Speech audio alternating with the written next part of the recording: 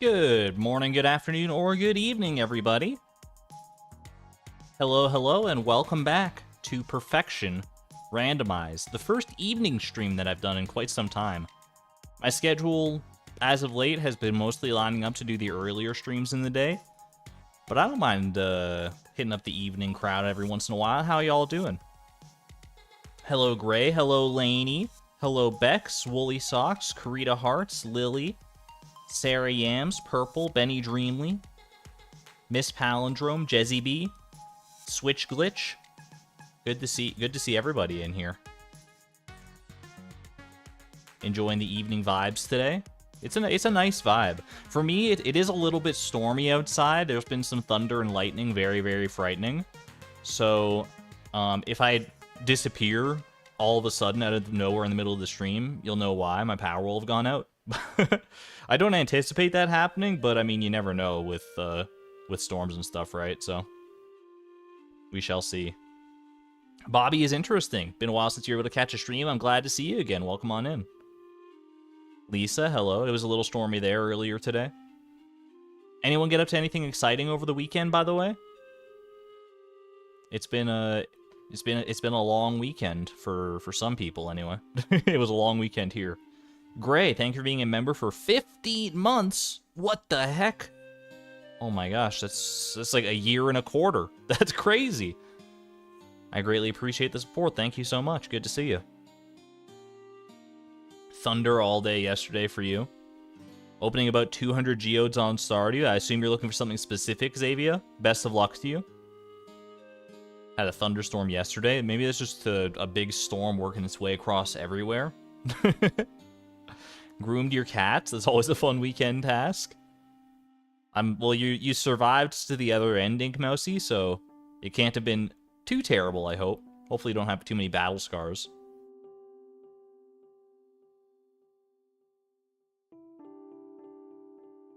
Alright. I've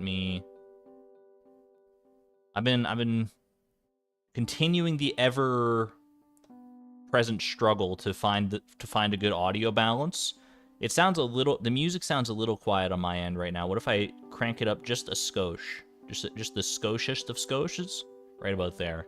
It actually sounds like pretty ideal to me right now. This is a quiet song though, to be fair, so either way. Mudala Srivatsa, I'm sorry for butchering your name every time. But thank you for being a member for 5 months at the Electron level. Greatly appreciate the support. Haven't been to a stream enough to do this. I'm glad that you're able to get the chance. And Llama, thank you for being a member for 10 months at the Neutron level. Haven't caught me live in a while. I see you lurking there. Glad to have you in here. You hear no music? This is the problem with audio balancing, especially with like a group of people in chat, is I feel like we all have different sensitivities to loudness as far as background music and stuff goes. But maybe it is really quiet. It did just switch tracks. The Stardew soundtrack is on the quieter side compared to what a lot of what I have. I should go through and like normalize it all at a certain point here. You hear no music also. Hear it faintly. You can hear the music clearly. The duality of chat. Ink Mousy, thank you for becoming a member at the Neutron level, by the way. I greatly appreciate the support. And Museum Grack Reads with the 99-cent super sticker, looking like a diamond in the rough. Thank you all so much for the love and support. I'm getting a lot more of these member renewals at the start of the stream than usual. Is it at that time of the month, or is it just because it's an evening stream, so a lot of people who aren't normally here get a chance to do it? You'd rather hear me than the music? I did also crank up my own, like, my mic, so that it, you know, in contrast to the music, hopefully it's not, like, overbearing, but hopefully it's a good balance. When I talk, you don't really hear it. I'm gonna leave it as is because like I said, the Stardew soundtrack is on the quieter side. So if it's like, if it's on the quieter side for you as well right now, it's probably gonna be good when we hit the louder soundtracks. And I'd rather it be too quiet than too loud. So either way, enough dilly-dallying. I would like to get to the fan art. We have quite a bit to share today, actually. Decent amount of fan art rolled in over the weekend. Starting with, let me switch over to it here. This beautiful piece from Inkmousy. Inkmousy on Instagram and everywhere else, as far as I'm told.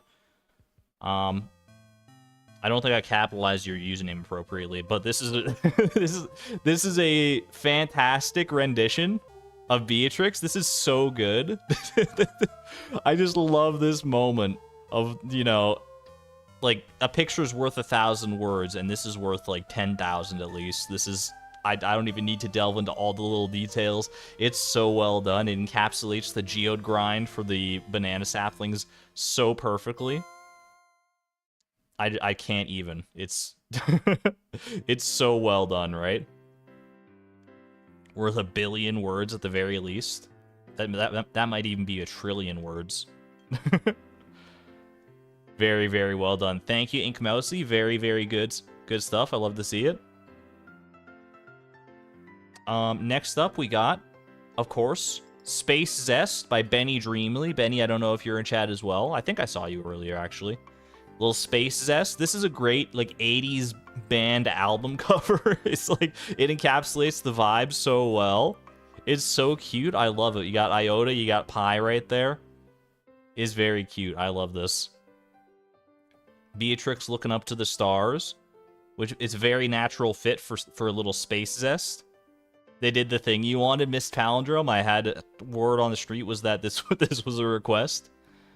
What pride flag is this? This looks just like a big old rainbow. I think it's just your standard pride flag. As far as I know, I might be mistaken on that. Might cut for a random reason. It was a minor jump scare. Welcome on in, Pada. Good to see you. And our final piece of fan art for the day. Thank you again, Benny Dreamly. And we got this one here from Jezzy B in the chat and on the Discord. A flashback to our gold clock when we first got it. Which, by the way, exclamation point goal. I'm gonna need to pin that eventually. If Nightbot is awake. Nightbot seems to be awake, so that's good to see. This is, yeah, this is about right, though. I love that we got the little Junimo at our side, smiling, completely oblivious to the fact that it's going on. What's going on? You got Pi there, just looking very nonplussed about the whole situation. He's like, yeah, this is kind of average for her when she gets a new goal. Oh my gosh, the gold clock. The gold clock shines ever onward. Thanks, Yoba, for that. And of course, you got Chloe looking on distantly. Just like, yep, been there, done that. Not quite, but oops, I almost put Nightbot in timeout. I mean to pin your message, actually. There we go. Such a mood. It's very mood for sure. Thank you very much to Jezzy B for this one, and thank you to all the fan artists who have shared fan art over the past year and change, year and a half maybe even. I guess it's been over a year and a half since I started like streaming on a consistent basis now, so thank you all. It's always lovely to see. If you'd like to share your own fan art, exclamation point Discord. There's a link to the Discord server in the description below the stream as well. Let me know how you want to be credited, if you want to be credited, and all that jazz. All right, I'm going to go ahead and digress back to Chloe fishing right here. Do you think she's ever going to catch anything? Maybe one day. But today is not that day. Today is the day to return to Fractured Farm for more perfection randomizer shenanigans. We're continuing to make money.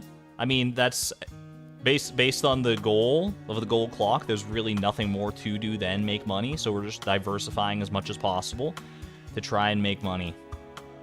And I think the way to do that today, because we officially have made it into winter now, it is winter 4th, according to my save here.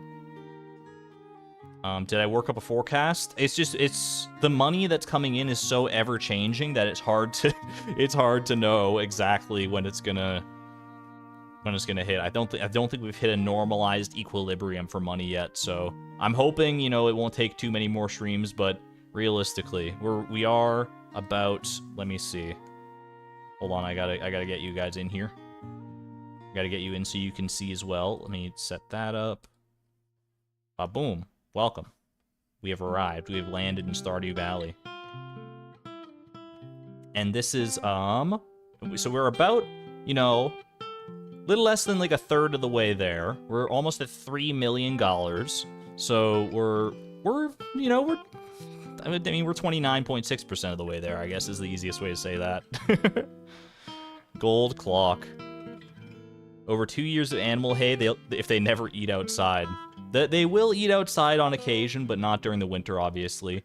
During the winter, I think this is our time to invest in some, whatchamacallits. Hold on. I just gotta rebalance something for myself. Okay. Alright. I think we do a little bit of winter forage farming. I honestly, I was humming and hawing over whether or not to do it, because I don't think it's that entertaining to watch, but I do think that it's too good of a money-making method to pass up on entirely, so we should endeavor to do some. How much I'm going to do, I don't exactly know yet. One other thing I should also do is probably... one other thing I was going to do, I guess I should say, the best way to say that, is upgrade the house. We should upgrade the house today so that we can have access to casks, because casks can help us age various products. Where's my resource chest? Is it this one? Yeah. Casks can help us age various products so that they'll sell for a little bit more. It's just, you know, we're pinching pennies as much as we possibly need to here. So let's make it work. Let's make some magic happen. I will go I'll start on my winter forage farming right now, and then once Robin opens up, we can go commission our house upgrade. And go from there. When did I get the ostrich egg? That was from the secret note, or the journal scrap that's on Ginger Island. It's guaranteed to give you an ostrich egg. I don't remember exactly when that was. It was on one of our many pilgrimages to Ginger Island. Probably when we were doing the banana sapling grind, I would have to guess.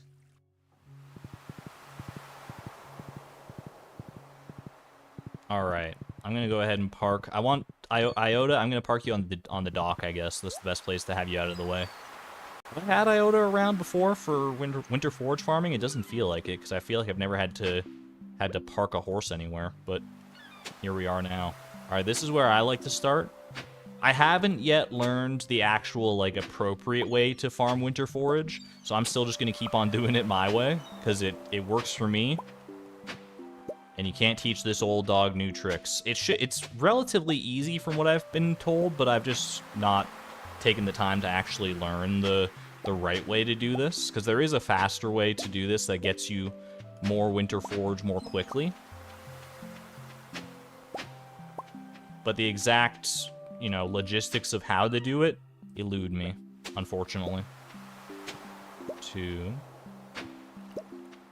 If it ain't broke, don't fix it. It's true. I mean, we're still going to be making money hand over fist doing this. There's no two ways about it.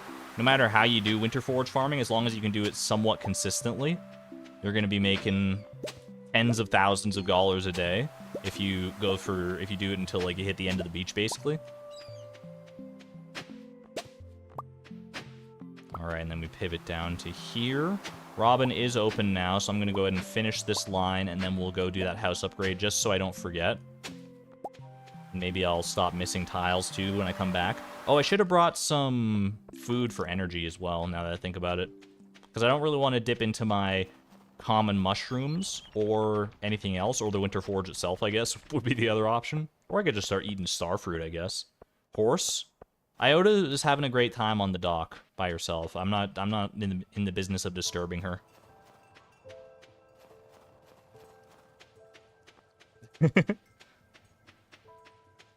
Sugar Prince, welcome on in. Good to see you.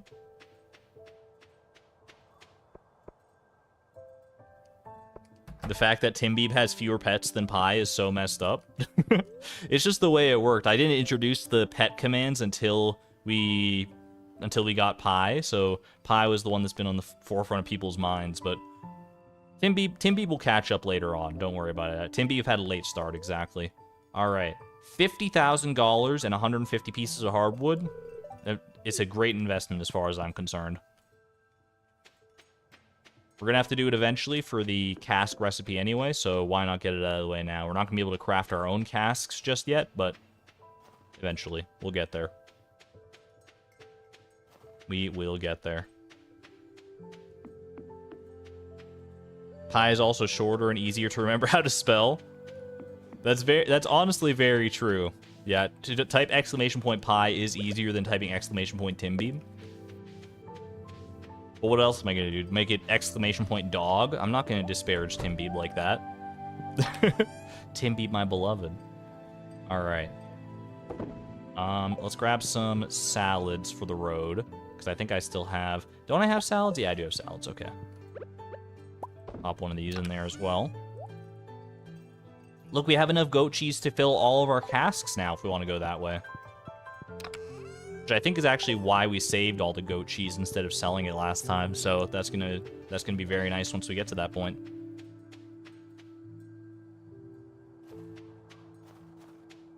RSB, welcome on in. You're late. You're not late. We've only been live for like 16 minutes, 10 of which were like intro stuff. So you're good. You're good. Welcome on in. Good to see you. Only takes a week, so that's nice. I was looking into, like, what can I do with these kegs to make some money? And I stumbled upon an idea that is way cuter than it is good. I think it's a very cute idea, but it's far and away not the best way to do things. And we're probably not going to do any of it, but I have to bring it up because I thought it was a cute idea. 1 second, though. 1, 2, 3, 4... Karita, you have it exactly right. It's honey. What we could do, because we don't have any bee houses ourselves, nor could we craft any bee houses, obviously, because that's its own randomizer goal. But what we could do is buy honey from Sandy on Saturday. No, wait, Friday. I think it's a Friday. I think it's a Friday jam. Hold on. I kind of messed this up a little bit, but that's okay. And she sells it for 200 a piece, so you buy it at 200. We put it in the kegs to make mead, right? Ooh, a dried starfish.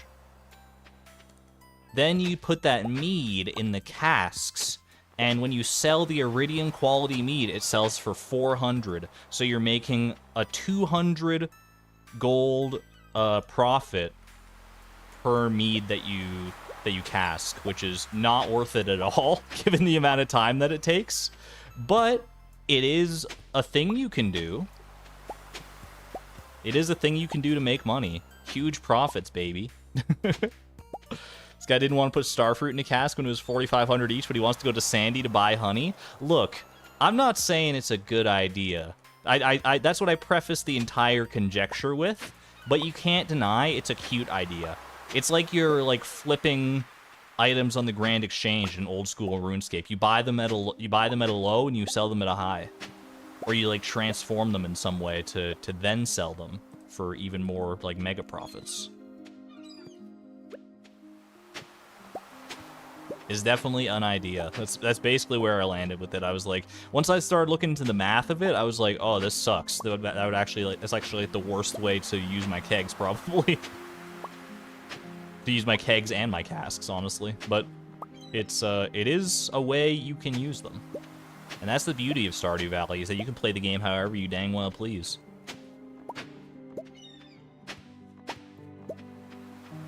The most idea ever. I don't know if it's the most idea ever, but it is certainly up there with the ideas of all time.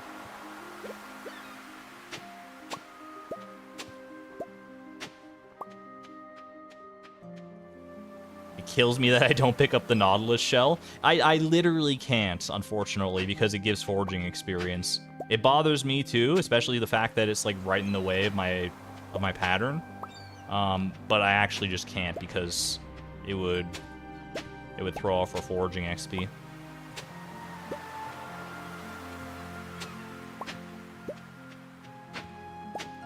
Yo, I kind of like this song. I could bomb it. I could bomb it if I was feeling particularly aggressive today.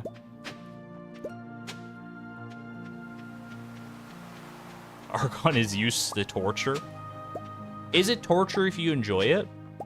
Don't answer that question because that could take us down a weird road, but... Hollow Knight soundtrack, your beloved. Is this Hollow Knight? Hollow Knight kind of slaps, I'm not gonna lie. I don't think a lot of the songs are fit for, like, the vibe of the stream necessarily. Based on the ones that I've listened to, at least, but they are amazing songs.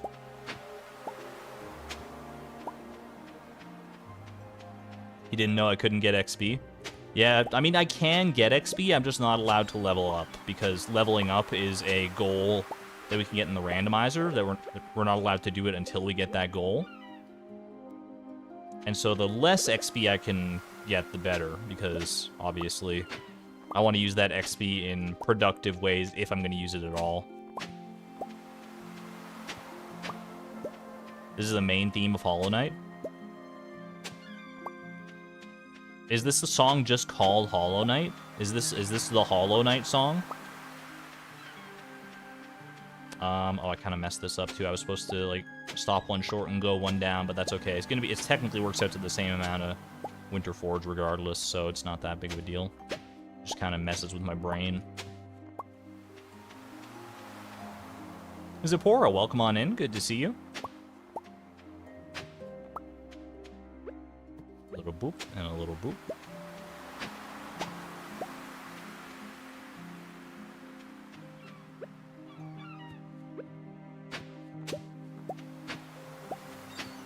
This is, like, oddly relaxing. Oh, I was supposed to go down again. It's fine. It's fine. We just go down from here. I'm throwing myself off, but to you, it probably makes no difference. To you, the viewer, who might not have any idea of what kind of arcane magic I'm even working with with this pattern here. But to me, it does throw me off a little bit, but I'm still hitting the tiles, and that's what matters, right? It's been a while since I've Winter Forge farmed in earnest. I messed it up again, but that's okay. Oh my gosh, Laney Green! Elaine with the 10 gifted memberships. Oh my gosh, Elaine, thank you so much. Thank you so much. This is your like first time to a live one in so long, and you come in and drop one of those? You're crazy. Thank you so much. Look at all the green flooding in chat now. Can we get some love for Laney, please? Get some love for Elaine. That is amazing. Thank you so much for the generosity. I greatly appreciate that. That's always incredible to see. You the best. Yeah, okay, that's right. That is correct-ish. Laney, always so generous. It's amazing. Words cannot describe.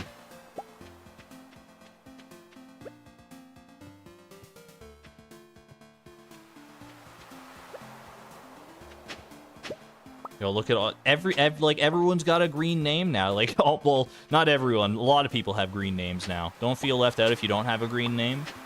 I love all chat members equally. Although maybe I shouldn't say I love you because, you know, it's like we'd start developing parasocial relationships that way. But honestly, I think we have such a cool and chill community that, like, people don't develop parasocial relationships here anyway. So I think maybe that's wishful thinking, but I think I trust all of you, so. You feel called out? Sorry, your dad. Not my dad, but your dad. It's okay. It's okay. Everyone is still equal in this chat. Green name or no matter what color your name may be, makes no difference to me. Alright, a little bit more forage farming here. Normally it doesn't take like the whole day to go through the beach here, so I think I did have to take a detour to do the house upgrade and everything, so that makes some sense, but I feel like I still shouldn't be quite this slow. I'm also like trying to read chat while I do this, so there is that.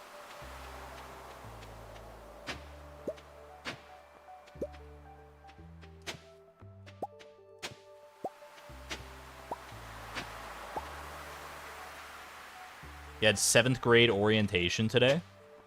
Wait, people are going back to school already? It's the start of August. What the heck? I mean, maybe it's just like a different curriculum style compared to what I'm used to. I messed that up a little bit. That's fine. I was always a September school child.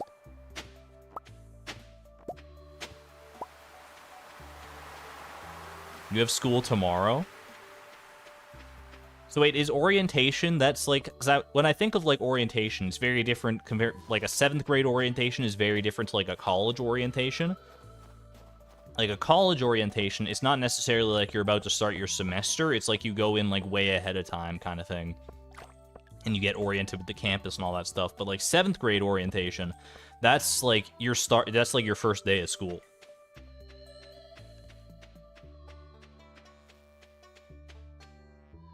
School on Friday. What the heck? What is this nonsense?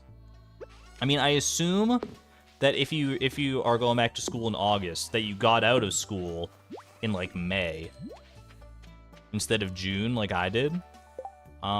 Dried starfish. I'm just gonna go ahead and sell that, to be honest with you. I have no other recourse for it.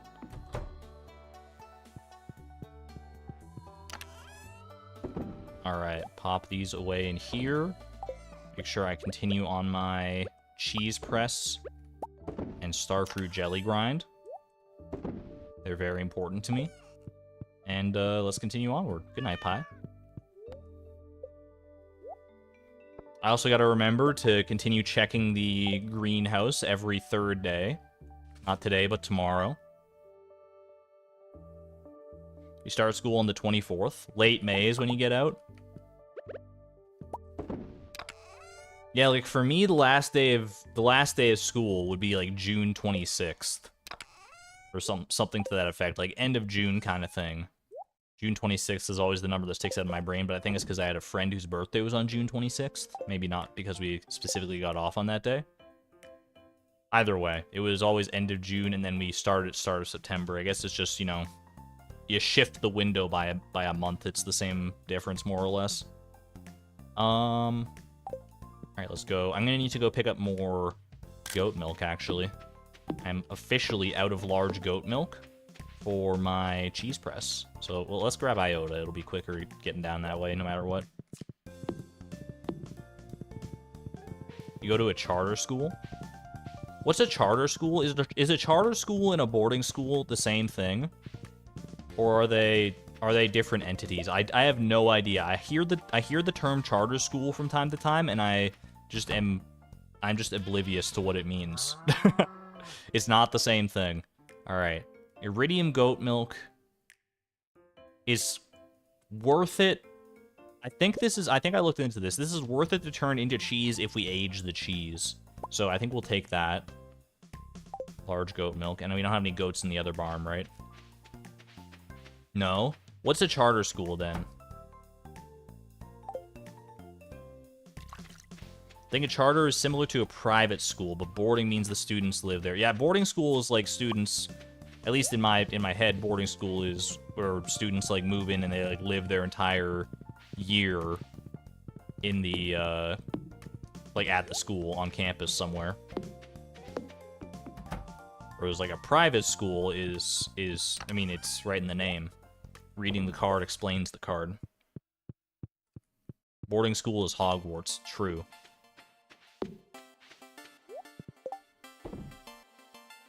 Hold on, I'm just sorting. Just doing a little quick sort. Oh, I forgot I'm supposed to be putting these in the seed maker. Not that it's a huge deal, because like it's not really our prime method of making money, but every little bit counts, right?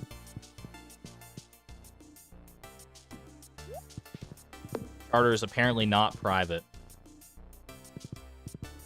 We're homeschooled and your mom always wanted us to finish our workbooks entirely or she would be afraid we weren't learning enough, so we always were still doing school into June or July. Oh my gosh, that sounds... I mean, homeschool is just a different beast altogether. I have no idea what goes on there. And I imagine the experience is different from person to person on that one. Charter schools are public schools, but are chartered by a certain organization, sometimes a college or university. A lot of them have specialties. So it's like a school that you go to if you want to specialize in a particular field before you have the choice to, like, get a degree in that field when you go to college. Is to, like, is it to get, like, a leg up on on college studies, kind of, more or less, maybe. I don't know, not necessarily. When in doubt, we know how to do this. Hey Siri, what's a charter school? Here's some information. Okay. She's not going to read it to me, but that's fine. Charter school. A school that receives government funding but operates independently of the established local public school system and is sometimes privately owned. So it's just a school. It's just a school. It doesn't necessarily have to be anything more than that. It's just a school of a certain variety. This is an acceptable answer to me. You said that, kind of. It's just a government-funded school, but not. I don't know. It's, you know, charter schools for the win, as far as I'm concerned. I think maybe. Like, congratulations or sorry that happened to you, I guess is where I'm landing on that one.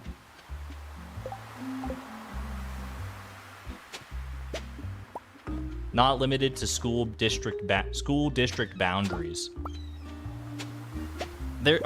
Charter schools are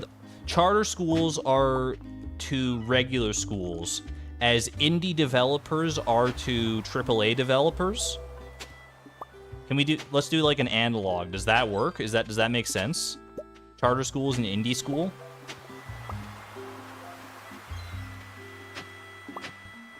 No? Well, I guess not, because it's like government funded. I don't know, man. It's I'm trying to learn. I'm trying to learn, but I'm failing miserably. They're like AAA. Wait, the charter schools are AAA? They're like a business. Charter schools don't always require the same teaching certifications either, which can be good and bad depending on their standards process. They can be very chaotic. I think I understand. I think I more or less understand.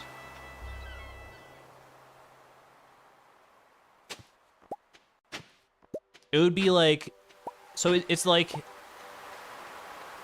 for a charter school to become a thing, for like a charter school to open, someone like me, like if I just was like, I want to make a school, I can't like start a school and call it a school. I'm starting a charter school, but I have to get funding from the government for my charter school.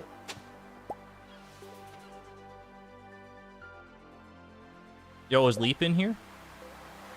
Exclamation point Leap, hello, hello. Learning is dangerous, be careful. I'm learning that the hard way.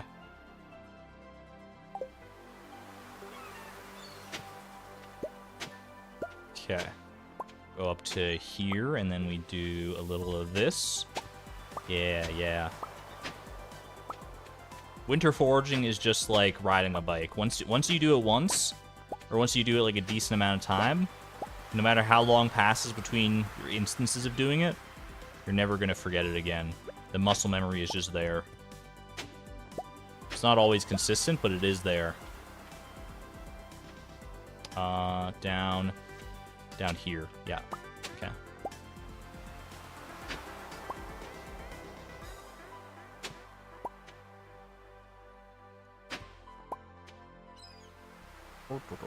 Hold on, I'm just trying to catch up on chat.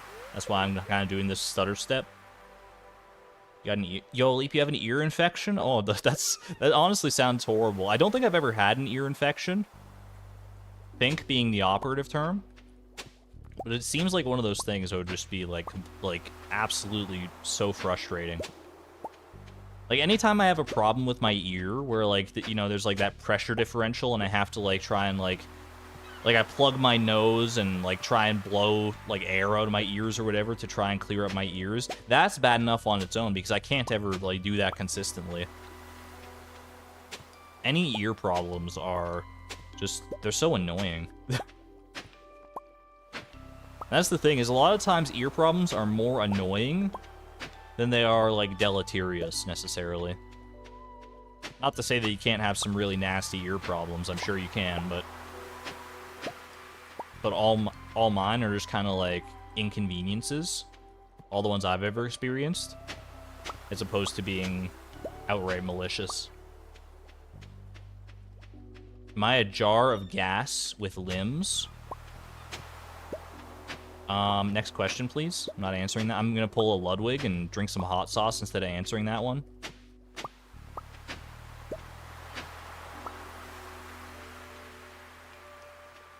Came back at a fantastic time. Just in time for the ear infection discussion. You love it.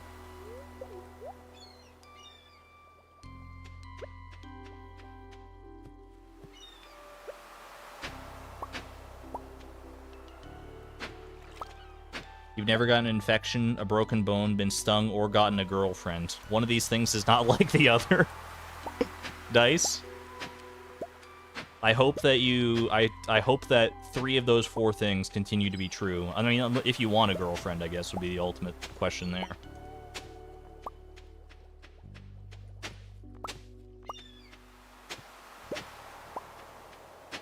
For the most part, I've never been, like, I'm trying to think. Have I ever had an infection of any kind? I probably have, and I'm just not thinking about it. But nothing, like, no, like, major infections, I don't think. I have broken a bone one time. I broke my finger.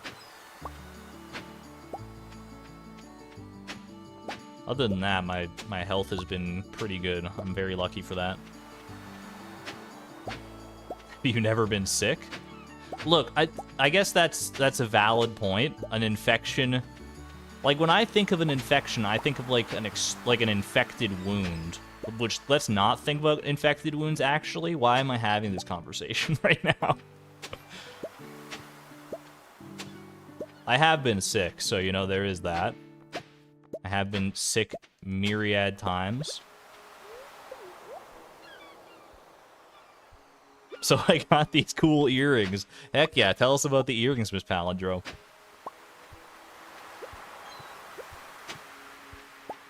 But be careful, because I know that if, like when you get your ears pierced, you have to take good care of them, otherwise you get an ear infection. So just be cautious. Alright, we go 3, and now we go down. Alright, I'm starting to remember. He's beginning to believe.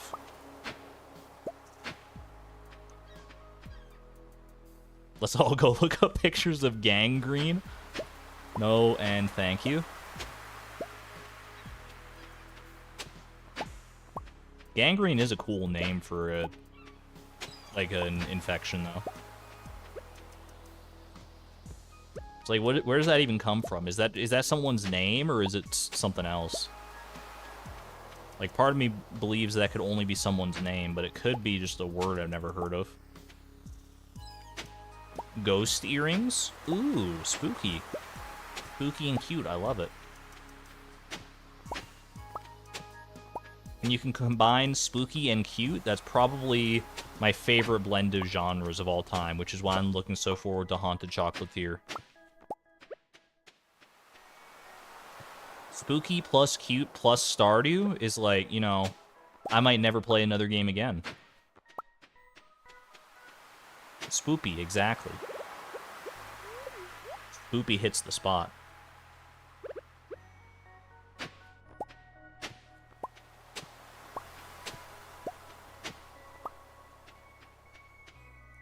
Spaquirky? Isn't that an item in RuneScape? Squirk juice? You recently crossed 2,000 hours of Stardew. I'm not that far behind you, Neon. I think I'm not quite at 2,000 hours, but I'm definitely not far behind at this point.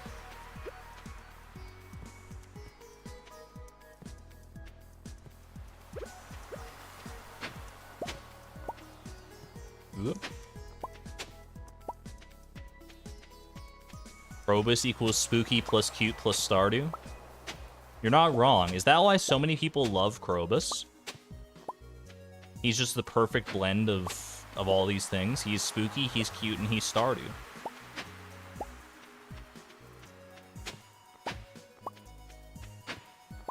The 3 fundamental forces of the universe. Spooky, cute, and Stardew. What, gravity? No. Don't worry about that.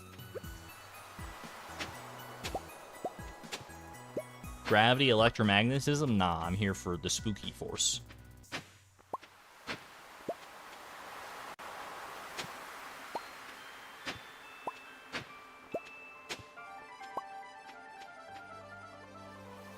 You don't know how to get an accurate accounting of your hours. Steam logs too many hours. I've never actually gone and like checked the math. / they did the math on like whether Steam does hours properly. I always just kind of assumed it was true. That said, if you leave the game idle for any length of time, then that can definitely skew your numbers. So there's that to be concerned about for sure. All right, we're headed home now. Posted pics of the earrings. Ooh. I'm excited to see. I was very, very happy about all the bear pictures in the Discord after the stream the other day. Gravity is the weakest force. It deserves to be ignored. No, we stand gravity in this household. It might be the weakest of the fundamental forces, but it's the one that gets like the most publicity out of any of them, right? It's the most popular force. Like, I feel like, you know, if I'm like, hey, chat, name the 4 fundamental forces of the universe, I feel like a significant portion of chat could only get 2, and gravity is one of those 2. I mean, maybe my chat is smarter than the average chat, so they would get, like, they'd have a chance at the rest of them. But no one's talking about the strong and weak nuclear forces. I'm like, there's no shot. When's the last time someone brought up the strong nuclear force or the weak nuclear force, which is weak in comparison to the strong nuclear force, but is stronger than gravity? Make it make sense, scientists, please. You talk about them on a semi-regular basis. Eleanor, what are you going to school for, or what's your profession? This is relevant information. This is a short hide music, yeah. I think this is a short flight, maybe? Or maybe this is Beach Buds? I don't remember which one, but... And I'm not at liberty to check right away. Alright, pop that in there. You have a degree in physics? Thank you for your honesty.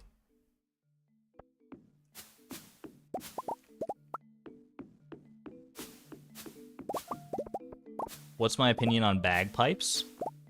It's not an instrument I would like to hear on a daily basis, but if you got the right song for bagpipes, it's a beautiful thing. It's a beautiful thing to listen to. Like, some songs only bagpipes will do, as far as I'm concerned.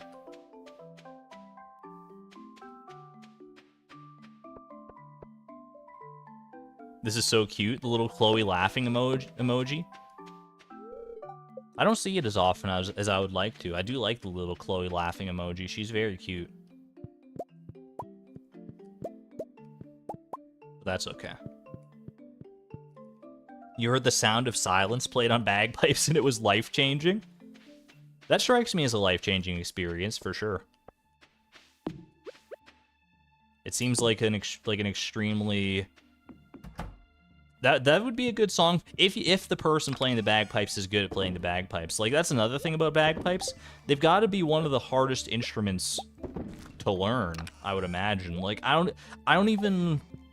look at bagpipes, and this is obviously just ignorance on my part, but I'm like, it doesn't make sense. How do you play this? It's almost as esoteric to me on how to play bagpipes as how it is to play like a theremin. I don't get how either of them work, but I'm sure if I like looked into them, I would understand. And don't you also have to have like 4 lungs to play bagpipes? Like, I swear, those things, you require a lot of breath for those. Drone instruments are pretty nifty. What is a drone instrument? Is it just like a piano flying through the sky?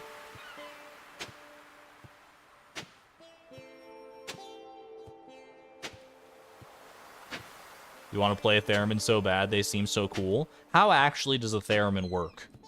It's just like you wave your hand over it and it starts making sound. Are you disrupting like electromagnetic frequencies? Or like, what the heck is going on there? Are there strings? Are there strings that are invisible to the human eye that I'm not hitherto privy to. Electromagnetic force. Bagpipes are surprisingly sensitive to play, but the drone part isn't too bad if you played other wind instruments.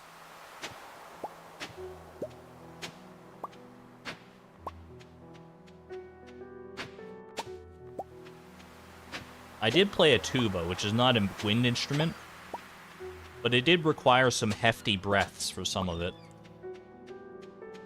Not for a lot of it, though. Like, honestly, in high school band, tubas are kind of getting, like, the... Like, if you're in high school band and you don't want to have to, like, work that hard at your instrument, pick the tuba. I picked it because I thought it was a cool instrument, and I was, like, a small child, and I thought that me carrying around a tuba would be funny, which it was. But tubas do not get that much love in those songs. In the songs that we played during our high school band, anyway. I just, like, pop in with a few notes here and there, and then I, like, sit around for, like, 5 minutes. Sometimes you get a little bit more love than that. Like, they gotta test you on something somehow, right? But it was consistently one of those things where I would just, like, kind of, you know, sit around waiting, watching rest after rest after rest on the music sheet. Maybe that's why I didn't do that great in high school band. Like, I don't think I passed, but I didn't have a very stellar grade compared to a lot of my other classes. I guess my heart just wasn't in it as much, which is fine. If there's anything to take away from your high school grades, because when you're in high school, your grades can often feel like the most important thing in the entire world. And they are important, don't get me wrong, especially if you intend on going to, like, university, because obviously they're going to be looking at that sort of stuff. So you should endeavor to get them as high as possible. But honestly, if you have low grades in a specific subject, that doesn't necessarily mean that you're stupid. In fact, I would hazard a guess it doesn't mean that you're stupid no matter what. Well, maybe not no matter what. It's all about different circumstances and situations and stuff. But I would say that it means you're probably not that interested in that subject, and you don't need to feel bad about that, because you're not everyone is interested in everything. Am I making sense? I think I am. I think I'm phrasing this right, but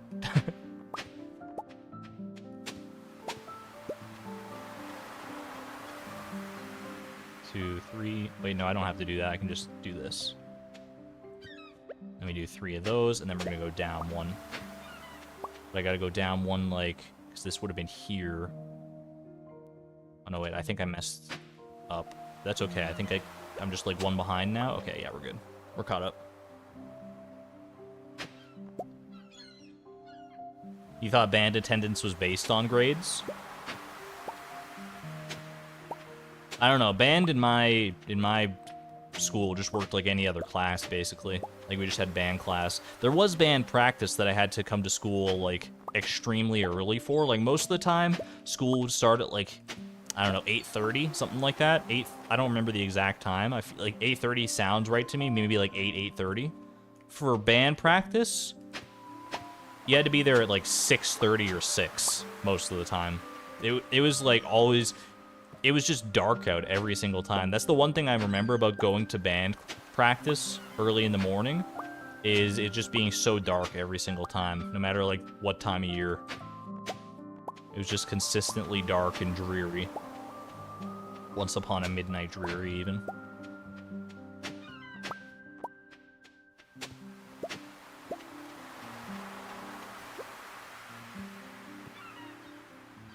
We played flute in band, but stopped after a year because the band director was the worst. Took you a long time to figure out you wanted to study music after that. That's another thing about like grades and classes and stuff, is that sometimes you could be interested in something, but like the teacher is not conducive to your learning style for whatever reason.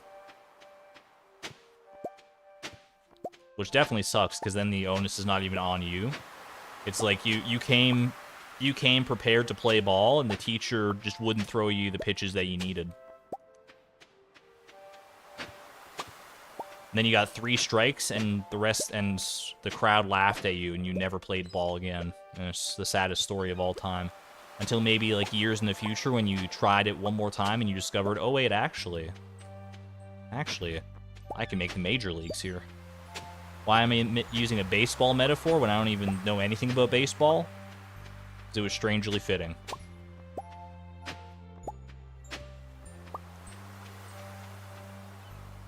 I think that's why math is so dreaded, because it's taught so miserably. My math teachers were honestly some of my best teachers.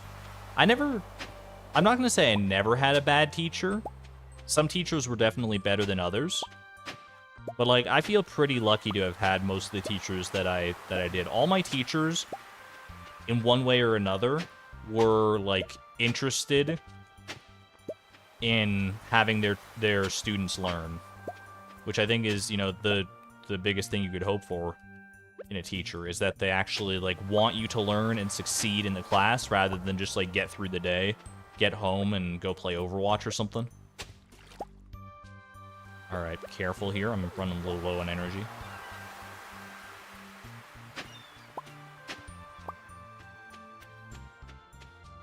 Your social studies teacher was consistently the worst throughout school, but then you discovered Crash Course and now you have a humanities degree? Fair enough. Maybe I should look into that. I was never that into social studies myself, and I would say if I had a bad teacher, it was definitely my social studies teacher throughout high school. She was just like, I don't know, she seemed more interested in making sure the class was, like, following every rule to the letter than actually, like, learning anything. She was just, like, very strict in that regard. Which, I mean, the rules are there for a reason, and I was always annoyed because I was the one following the rules, and then I would have to, like, you know, lose class time because other people weren't. But I also, the other caveat here is that my social studies class was in French, because I was in French immersion throughout, like, kindergarten through grade 12.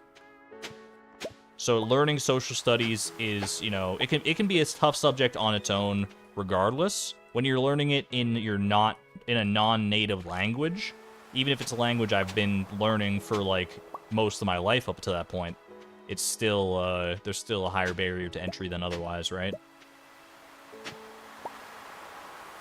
You did FE too? Or FI, French immersion? Yo, French immersion gang, rise up.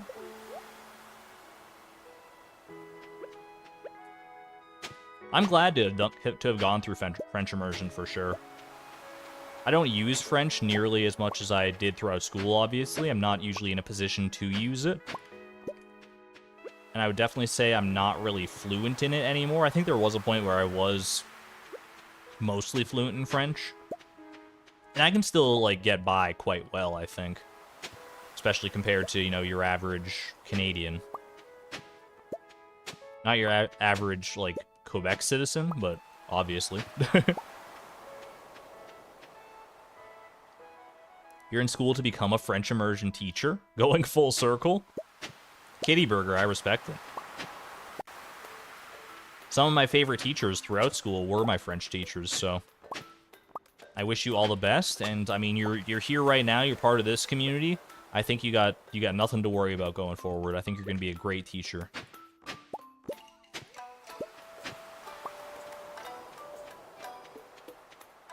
Poor Beatrix is freezing without any sleeves. She has sleeves. Like what you can see when, like, the hoe goes down. That you can see your sleeves, like... Hold on, it's from a side profile. She's got sleeves, they go right up to her wrists. It doesn't look like it when she's, like, walking around like this. I don't know, Stardew art can be weird like that sometimes.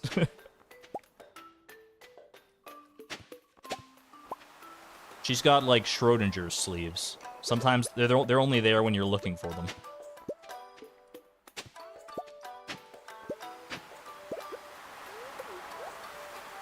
She hasn't gone full Marisha Ray just yet, though. Ooh. Alright. Last little bit here. That was silly. Hold on. I'm flubbing it all up right at the finish line. Alright, perfect. 10 p.m., time to go home. Don't leave Iota out in the cold here, though. I should just leave Iota closer to the entrance. That's honestly probably the better play. For optimal travel conditions.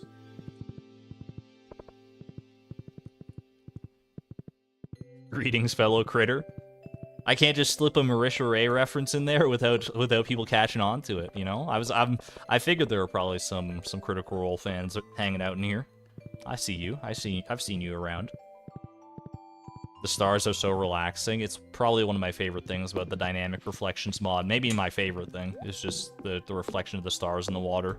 It's so serene.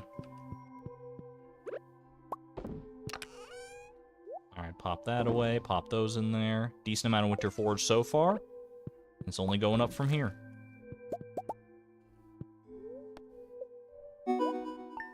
Ooh, could that be? My house has been fully upgraded, living large? What the heck is going on here? My bedroom, it's all helter-skelter now. Oh my gosh. Alright, I have to do the cellar upgrade next, though. How much is the cellar upgrade? It's like 150,000, something like that? Time for all the aquariums? Yo, we could have a heck of an aquarium setup going on here. Alright, hold on, though. Let's get all our ducks in a row here. All our dubniums in a row. 100k? Alright, decent. 100k is doable. Alright, just gonna put away all this for right now. Just put it away in order so that I can get it out in order. Let's move. Alright. Wait. No, this is fine. This is fine. I'm gonna have to do a little bit of shuffling around. This is fine to have like this. I'm gonna pick. I should probably take this so I can just pick this up. Boom. Put the seed maker over here so it's still consistently accessible. You can go down next to the fridge. Hot and cold and yes and no and all that. Alright. We can do a little reorganizing here. Let's put our dresser up near my bed. That just feels right. Know what I mean?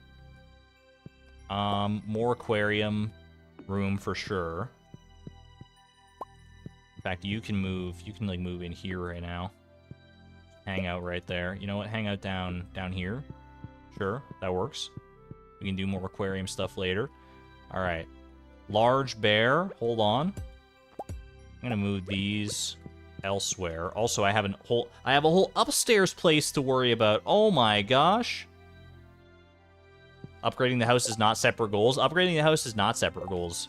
Thankfully. I'm pretty sure. Otherwise, I just made a major mistake. But but I'm pretty sure I did not put house upgrades in there as goals.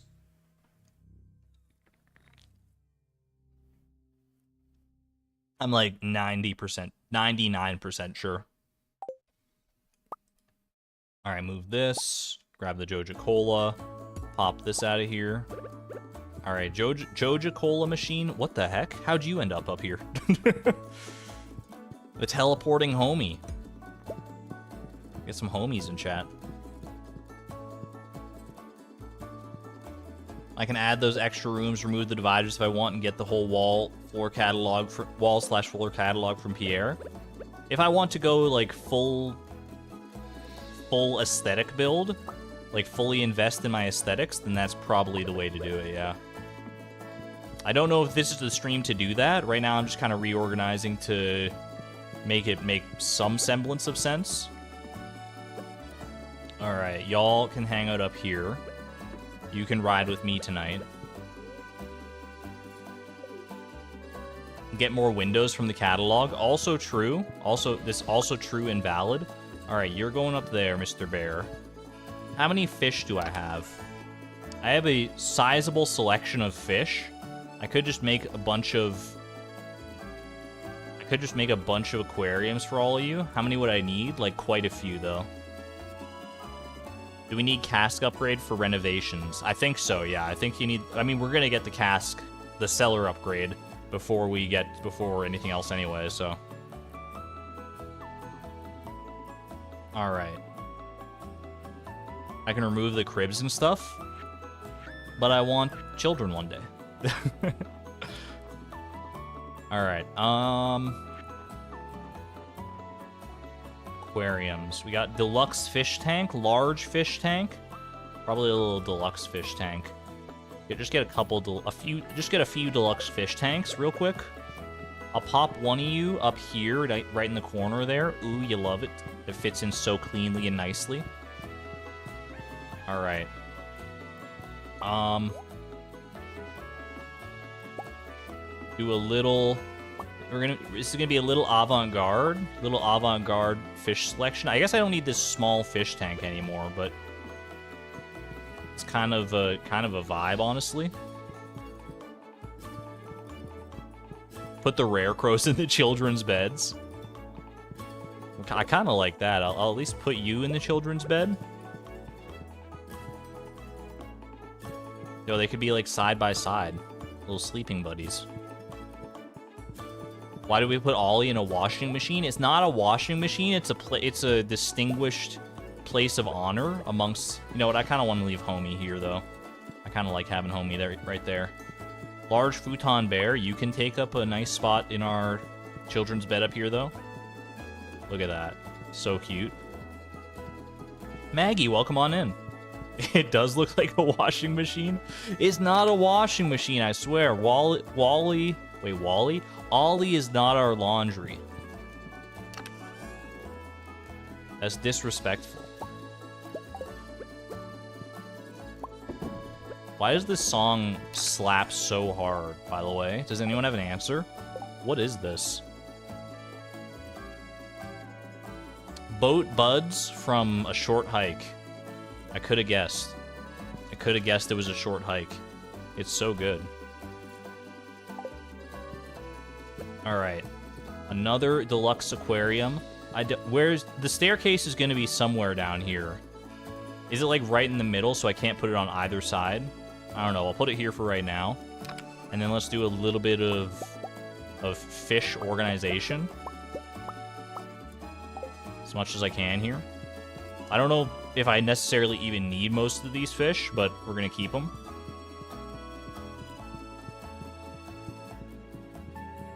Yeah, we can get more room via the renovation, so I'm not super concerned about it. All right, just a bunch of like basic fish in here. Can I throw you in there as well? Yeah, love to see it. We gotta do a little decorating for the pond there. Let's do some more high premium quality fish here. Ooh, spicy.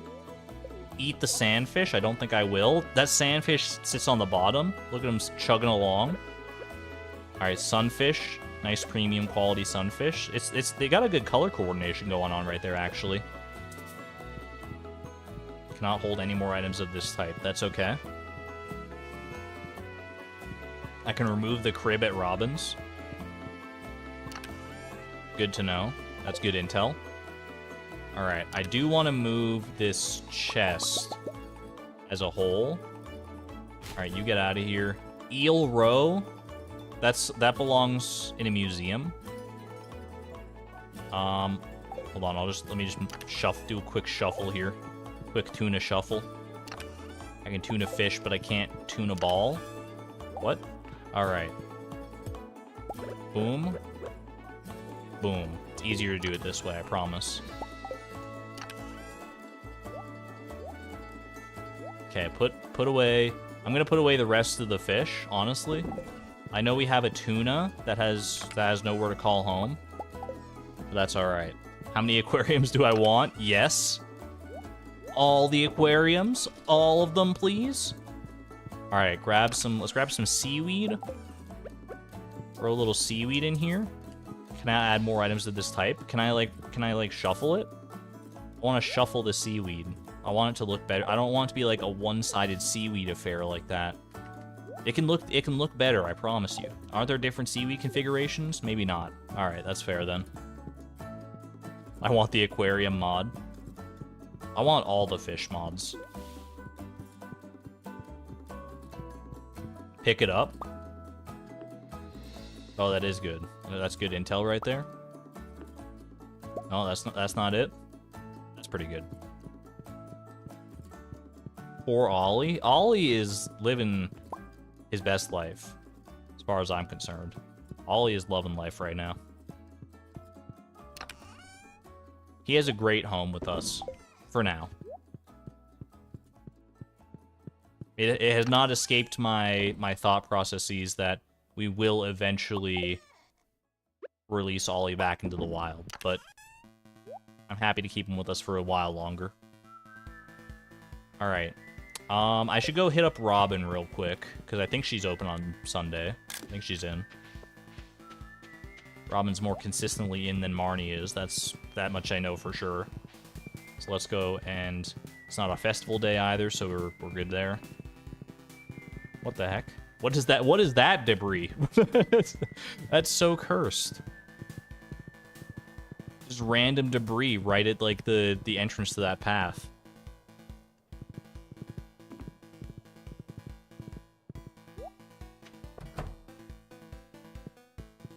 You love this song?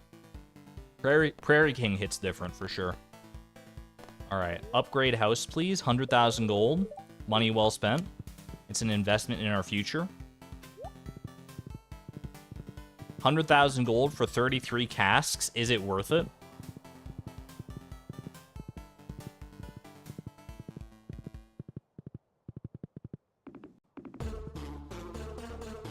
I don't know if it's worth it, but you know what is worth it every time? b_boss.ogg. The stream playlist is starting to get so large that there's no guarantee that we hear B-Boss every stream anymore. It's the stream playlist is so long that this song is not guaranteed to be heard. So you got to make it count whenever you do hear it, and drop your B emojis all over the place. They're swarming. The swarm has arrived. Look at them. Look at them all swarming. It's so loud too. I love how, like, I don't know, to me at least, B-Boss is dramatically louder than every other song on the playlist, which is so fitting. It's so good. Oh my gosh. All right, we do have to do a little more shuffling here as well. Turn it up, turn it up. Bow, bow. Moving the furniture catalog over to the side. I'm not starting a song like that. I'm not gonna disrespect a B-Boss with that dreck. All right, just give it a second here. Just give it a second. We're gonna move all these chests over yonder way, I think, for right now. I'll do a little more house planning in the future, but for right now, this is my solution, and I'm sticking to it. Y'all can hang out over here. I'm actually gonna leave the resources chest right there near the door. I think that's convenient. Thank you for all the bees, by the way. Look at those bees. You've waited so long for the bees, Ink Mousy. I swear, every time the song comes on, more bees appear in chat. It's so exciting. One of these days, we're just gonna have all bees. The chest moving is like Pokemon Strength Puzzle right now. Did you guys know that moving chests consumes energy? I consumed multiple energies moving those chests. Check it out. 221. 219. Holy.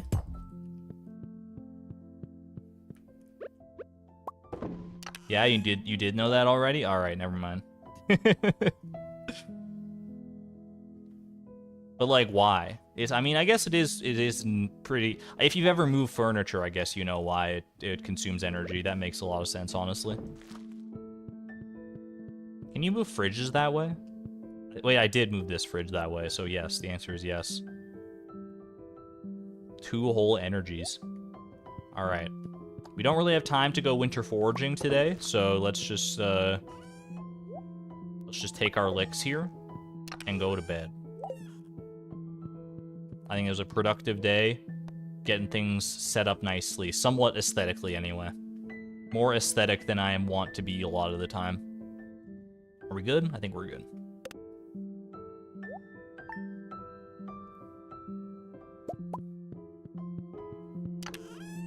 Yeah, like pushing a full chest, especially if it's full of like 60 bananas, 60 peaches, 60 pomegranates, and all this other stuff.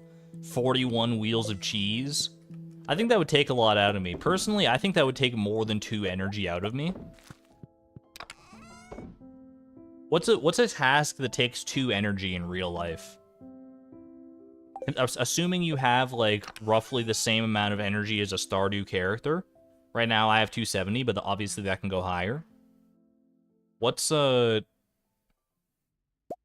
consumes more? What consumes 2 energy? It's like 1/100th of your like base starting energy or something like that. Yawning?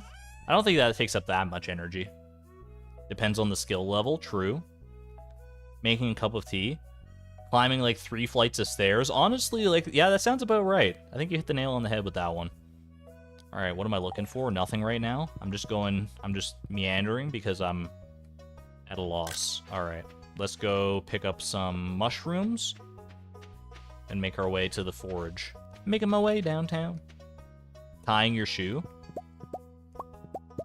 I feel like tying your shoe consumes like half of an energy. I feel like it consumes energy, but it's not that much energy. Like, what's an activity that if you, like, let's frame it this way. What's an activity that if you did it 100 times in a row, or like 125 times in a row, 150 times in a row, something like that, that you would be like, I need to go to bed. Because that would be roughly 2 energies, I think. Getting dressed takes like 10. Depends on the day. Wait, is our seller already here, or is... Okay, no, it takes a little bit. Oh, Robin's not working today because it's a festival. My bad, my bad. Yo, thank you, Pam.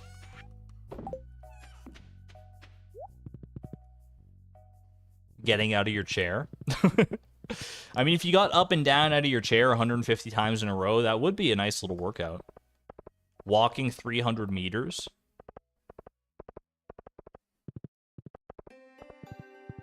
So if you walked 300 meters 100 times in a row, that's 30,000 meters. That's 30 kilometers.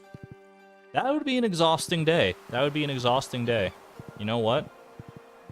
Once you start framing it that way, it does sound roughly in line. At least to me. Leaving my bed.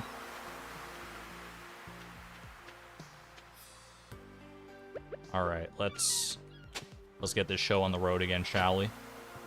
I was so enamored by moving furniture that I forgot how it feels to farm winter forage. And boy, do I love it.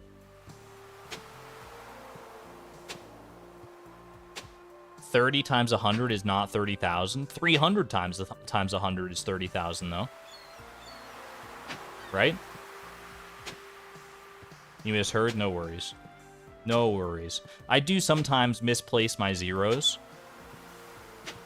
I'll say like 30,000 when it should have been 3,000 or something like that. I've been known to do that. But I think I had it right that time.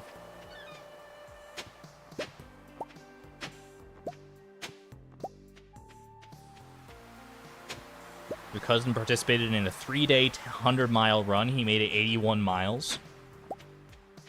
100 miles in 3 days.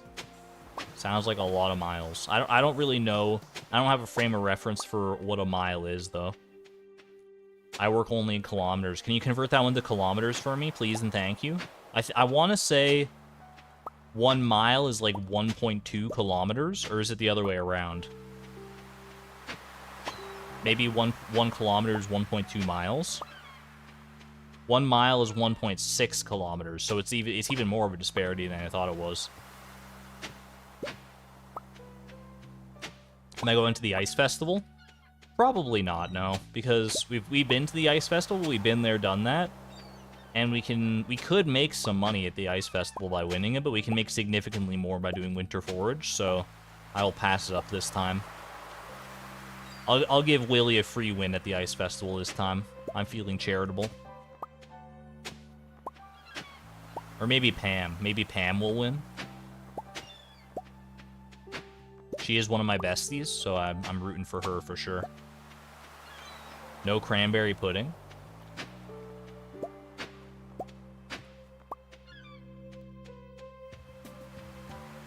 One mile is 1.60934 kilometers. Thank you. I'll never forget it.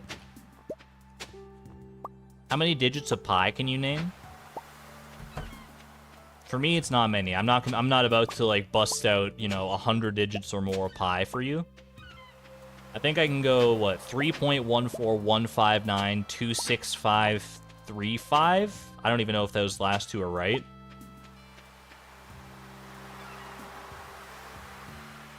That's about the farthest I think I can get. I'm relatively confident up until that point, but then it gets hazy.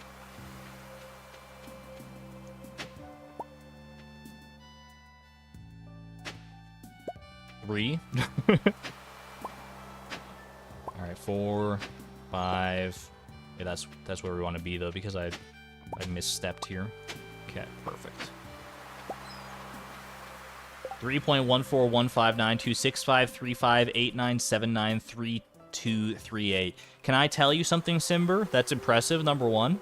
Number two, I wanted to say 8979 at the end, but I was I wasn't confident in even like the 3.14159.26535. I wasn't even confident in 35, so there's no way I was committing to 8979. Especially because I was like, 8979, it sounds like too cute of a coincidence. That's like a cute one to remember. I should have trusted myself more, I guess.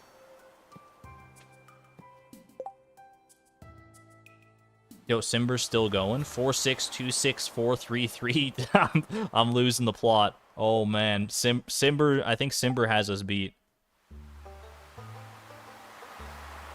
A lot of small repetitions. I'm sure once you start to, make little mnemonics in your head for the various parts of pi, it can be a little more doable. Actually, I think I want to do this, and then this. Yeah, okay, we're good.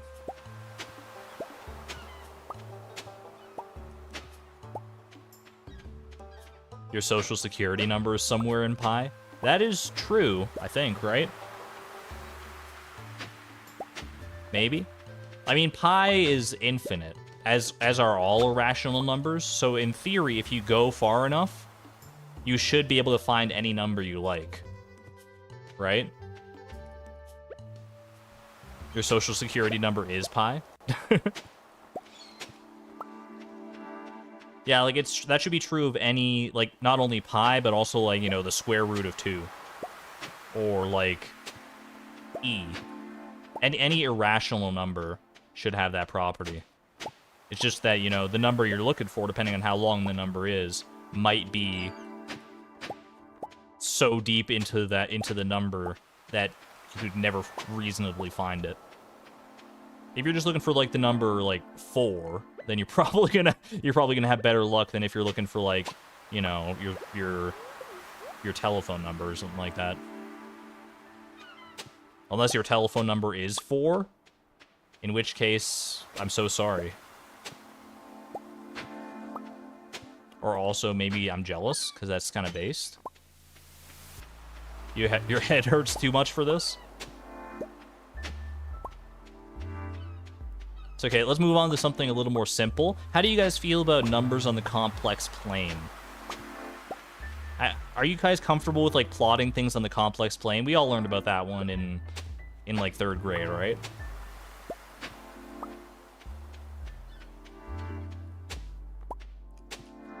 I only say it as a joke because that's all I know, is that the complex plane is a thing. But I don't really know anything about them, so I'm gonna stop that discussion right there. I feel like they could be cool. Like, if I knew what was going on with complex numbers, like, I know what complex numbers look like.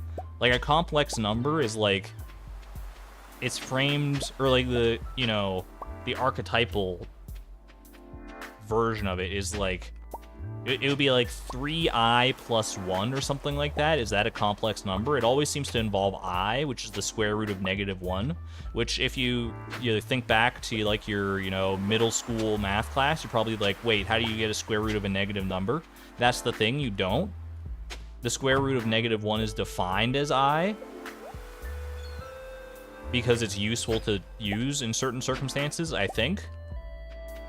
I'm not smart enough to even have this discussion, so...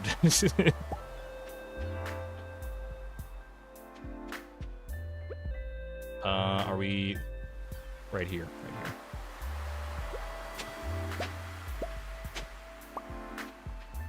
I is so useful. I believe that it is, I just don't think I've ever interacted with a field of math where it is useful. I think it's useful in, like, physics a lot of the time, though, right? Like, in high-level physics computations, you use I pretty frequently. Me, myself, and I.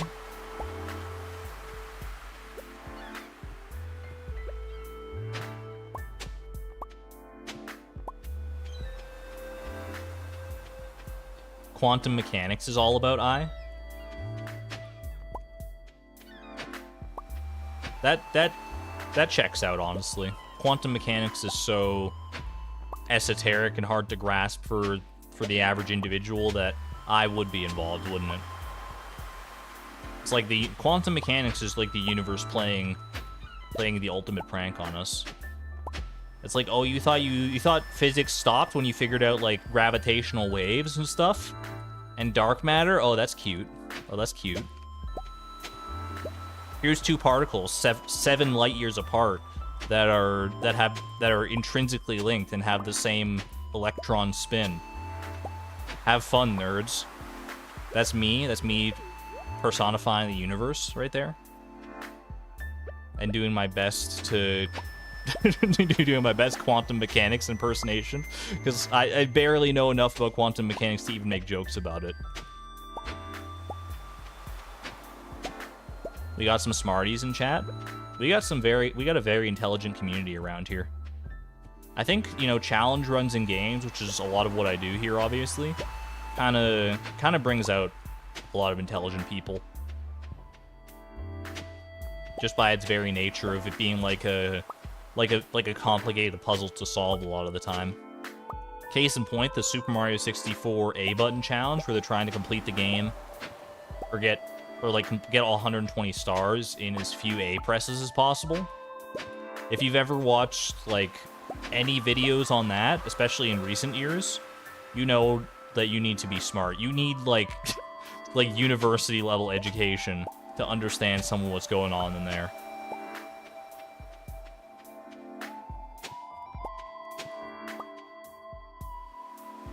It's like, oh, you've got a master's degree in physics. That's great, but can you explain fast bully battering?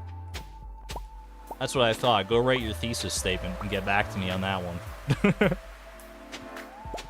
Can you explain to me the difference between slow bully battering and fast bully battering?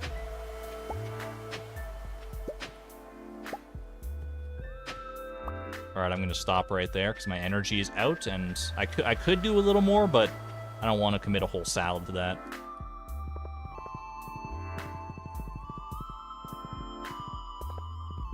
After 1.5 months, you finally able to catch one of the streams live. Sam, welcome on in. It's good to see you again.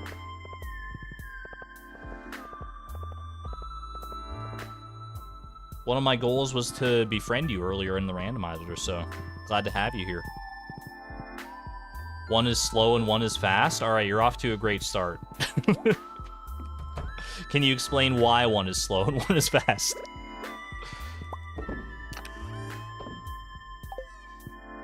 Because I certainly can't. All right. Grab the jades and lock it in. I'm a fool. I replaced one of my... Look, I was warned this would happen one day.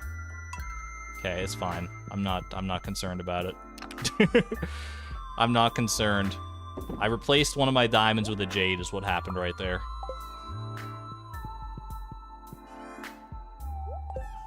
I'll take my licks on that one. That was a silly thing to do. I shouldn't have been holding a jade and wandering past the crystallariums like that, but it is what it is. Big brain argon gas jar. Hold on, quick hydration break. Quick hydration break. Everyone in chat, you have to take a drink whatever you're drinking right now as well. This is your union mandated hydration break. Please drink up.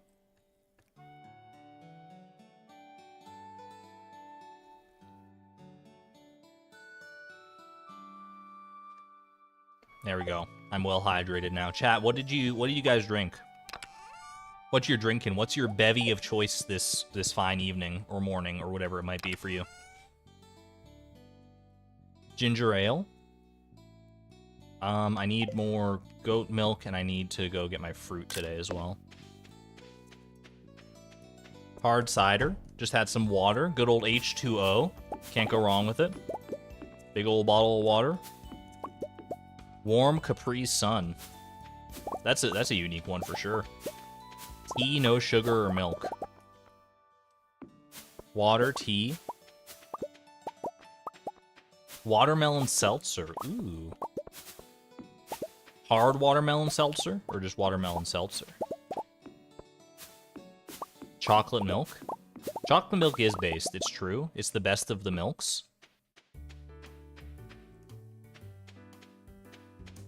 I'm missing a peach somewhere. Hold on. Rogue peach. Milk. Water, you think? I would be concerned if you didn't know what you were drinking. Hopefully it's water. Starting to get some Silver Star bananas now, by the way. That did not escape my notice. Did someone say chocolate milk?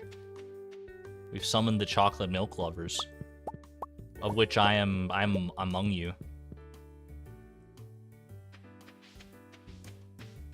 Isn't hot chocolate just chocolate milk, but not worse? Hot chocolate? I prefer normal chocolate milk to hot chocolate. Call me a hater if you want.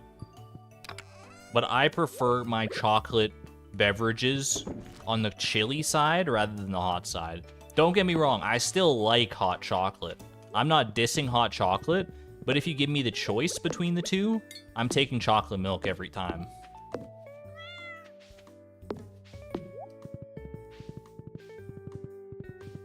Yeah, both are good. Both are definitely good.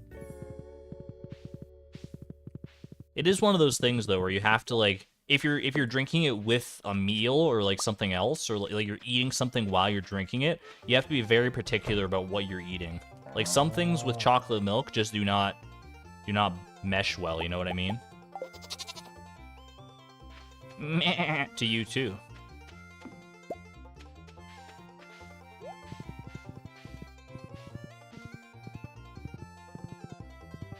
When you drink chocolate milk. You prefer that? You're not a big milk person? Oh, you meant hot chocolate. Okay. That's an egregious mistyping. That's fair. That's fair. Maybe it was a Freudian slip, though. Have you considered that? Maybe your mind is telling you that you actually need to try more chocolate milk. All right, put that away. Hold on to the seeds, I guess. Well, I'm here now, so boom. Okay. Off we go. Hi-ho, Iota. Away!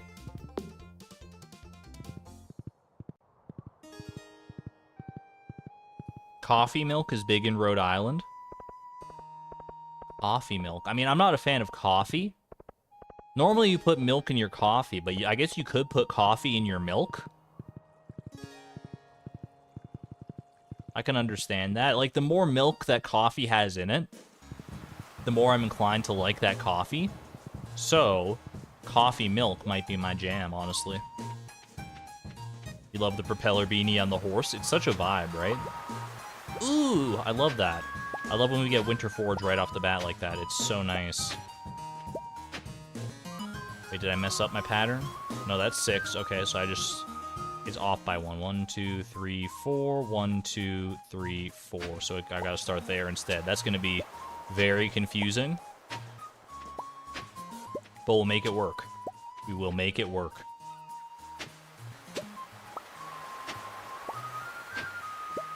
And this is gonna be the most cursed Winter Forge pattern I think I've ever done. Starting from just like a random place in the middle of the beach there, but it was I didn't have a choice, man. I didn't have a choice. What can I say? That's good right there, and then we go down to here. Okay. Maybe I'll do better here, because like now that I'm out of my element, I just have to rely on my pure pattern recognition rather than defaulting to muscle memory.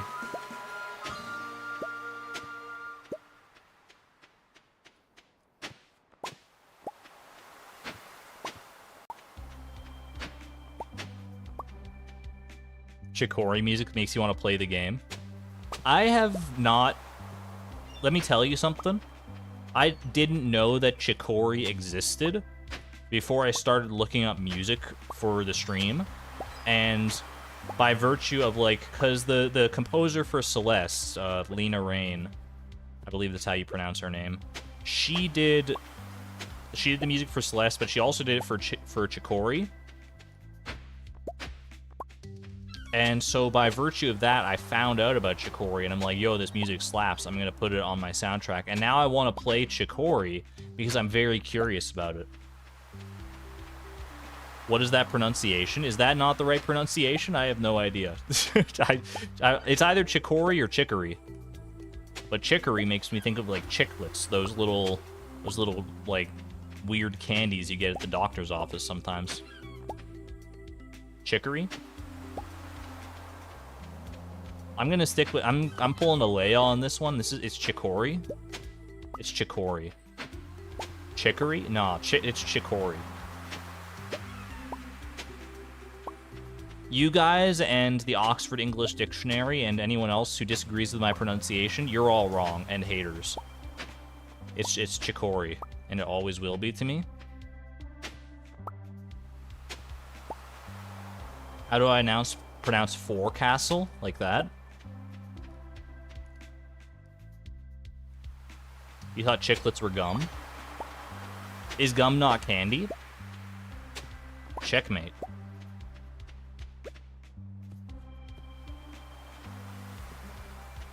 Leia is Leia, Leia is Leah. I said it's the same picture. 1, 2, 3, 1 right there. All right, we're kind of back on track now. We had to once I worked back down to this coastline, it's gonna be smooth sailing. I'm okay with that. Now we go here and here. Gum is a confectionery. Gum is rubber candy, is sugar. Wait. Can we go back to talking about math, please? Gum is a confectionery. Is a confectionery candy? Like, whenever I think of confectionery, don't you go to the bakery to get confectionaries?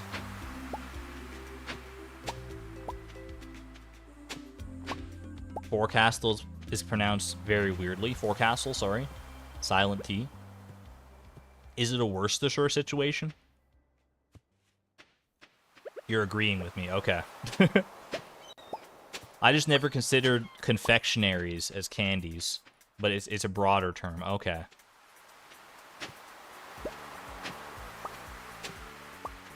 How much is the gold clock again? $10 million. So we're a little ways off. We're not, like, as insanely off as you could be. We're not at 0, but we're certainly not anywhere close just yet.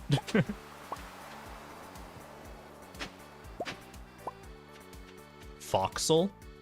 That's how you pronounce that? What the heck? No, it's just forecastle. People will know what I'm talking about if I say forecastle. I don't even know what it means, to be honest. It sounds like it's a place, but... The definition of confectionery is candy. Hey Siri. Define confectionery. Confectionery means sweets and chocolates considered collectively. That's pretty... Okay, you got me on that one. That's pretty accurate. That's pretty accurate to... I would say that is the same definition that I would give... Or a similar definition that I would give candy. Candy is subsumed into confectionery.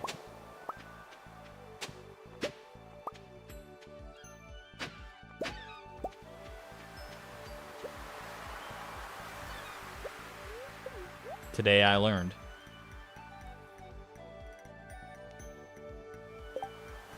Isn't boatswain pronounced bosun? Why do people do these things? Why the people who decide on the pronunciation, or maybe alternatively the people who decide on the spelling, whichever came first, I guess. Which, I mean, honestly, with a lot of these words, depending on how recent they are, the pronunciation may well have come before the spelling. So, but like, why? Why is there such a disparity? You have the answer? Florally chaotic. Hit me with it. What's the deal with the spelling pronunciation disparity? I feel like there's a reason, and I know it, and I've heard it before, but I can't tell you what it is right now. Okay, hold on a second. I'm getting my jimmies all twisted here. I'm going home. I lost the pattern, and I'm like too mind fuzzled to try and find it again. Sam, how are you doing, by the way? I don't talk to you that often. You're like one of my BFFs. You want to hang out or something? Sure. It's a good time of year to catch up on all the sleep you've missed. I see how it is. All right, fair enough. I'll talk to you a different time then. Maybe you're just, you know, tired. That's understandable. Ye olde English.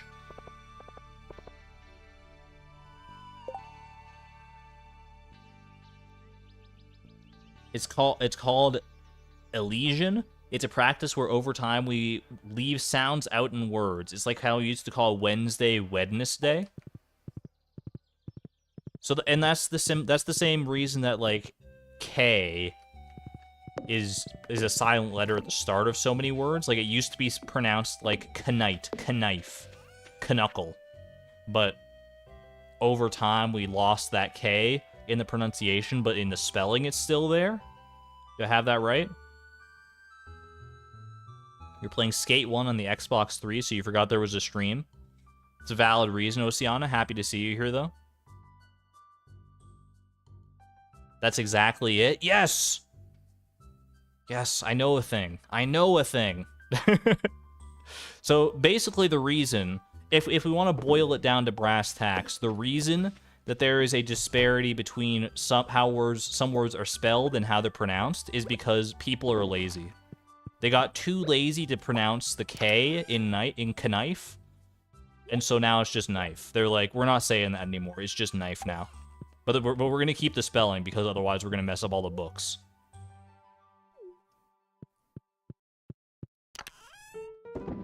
This is an acceptable answer. This is an acceptable...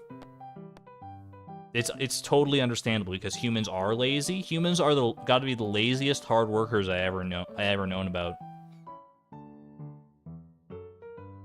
Ooh, I think this is a new song I might add to the playlist. It sounds like Stardrop Saloon adjacent for sure. There's a great kids book featuring words with every letter except X as a silent letter. Interesting. Let's go. What did I sell? I sold the whole anchor for $100. Me making money.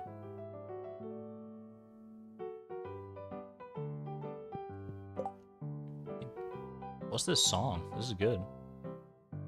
This is Fish and Sip from the Coral Island playlist.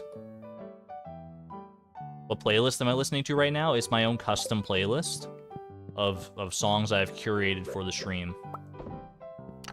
And continue to curate. I continue to add and remove and change about songs on this playlist.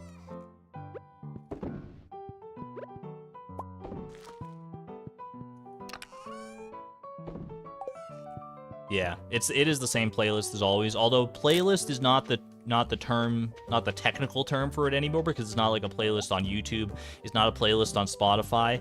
Literally, the way I have the music set up right now is just I have VLC media player open, and it's playing a folder of MP3s that are on my computer. So it's a folder rather than a playlist, but we're just gonna call it a playlist because that makes more sense. And I guess it is a list of songs that play in a row. What is a playlist if not that, right?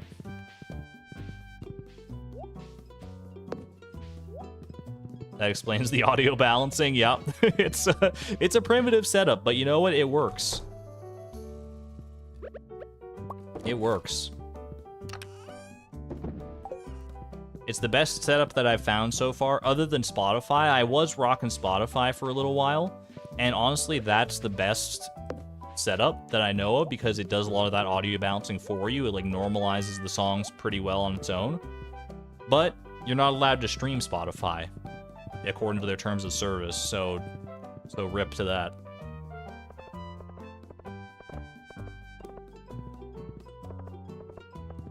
But we make do around here.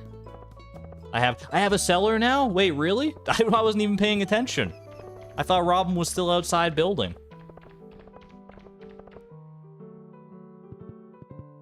Hold up a minute here. We got a cellar? We got a cellar to make do with? Robin's not outside. You're so right. Cellar acquired. Cellar guarded by the fish. We could do this. We can still get into the cellar. It's a little wonky. I don't think I want to do it that way. Let's put you guys... Oh, there's another whole tank up here. Hold on. I forgot there was another tank up there, honestly. That's my bad. You and you. And then I can just, like, pick, like, 2 other fish. Let's do that. Cheese casks?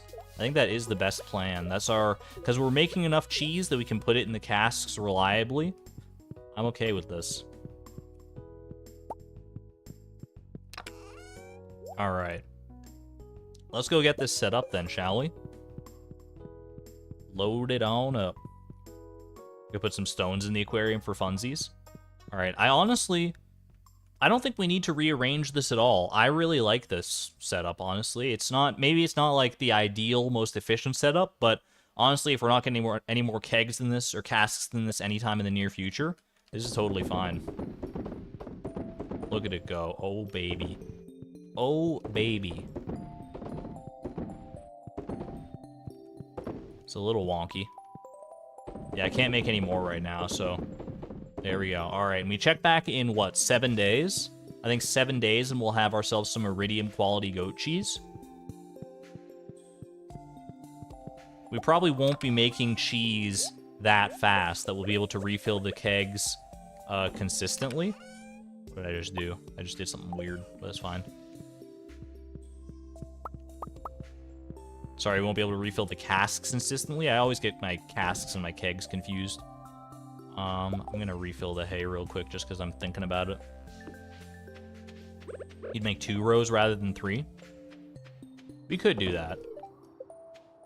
Maybe we'll try to finagle a better setup once that first batch is done. Either way, that's the nice thing about casks. It's a set it and forget it mentality. 7 days from now. So that'll be next Wednesday.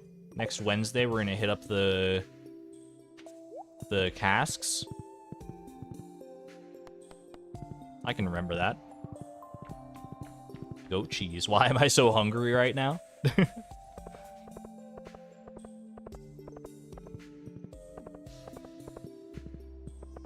Because the discussion often returns always to food around here.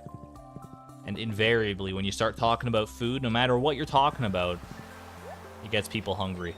Unless you start talking about, like, nonsense combinations. Like putting ketchup on your sushi or something like that. Is this right? That lines up. Yeah, okay, that's good.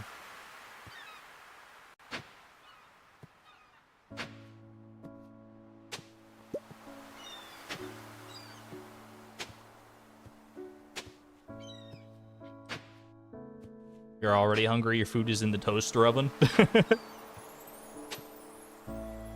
I wonder what percentage of people, like, they start listening to the stream, we start talking about food, and then they have to, like, go get food.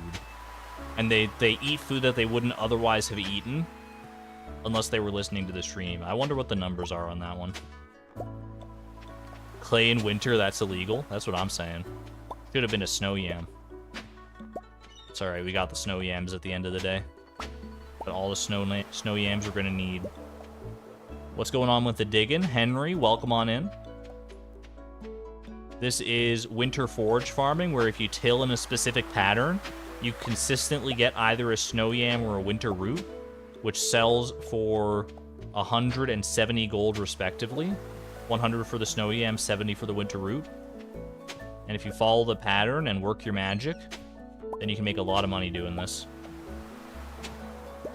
Argon is a food influencer? I don't think I am. I think, you know, in order to be a food influencer, you have to be good at cooking in some regard. I'm not good at cooking. I'm good at following directions. So I can cook things if I have a recipe for it. But if you tell me, like, hey, make this dish, like, hey, go make some spaghetti without a recipe, well, I could probably do that one. All right, there's some foods that are basic enough that I can make them without a recipe.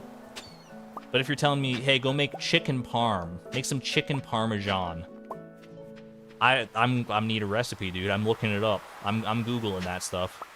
There's no shot otherwise.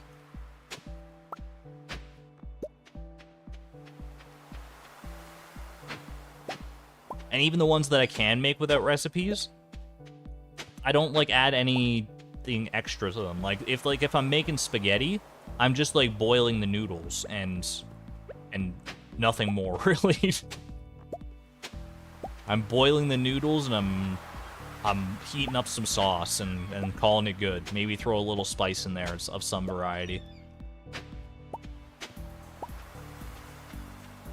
Ink Mousy, you headed out? Have a good one, Ink Mousy. Take care. If you're still here to hear that. Hopefully you are. Rest well.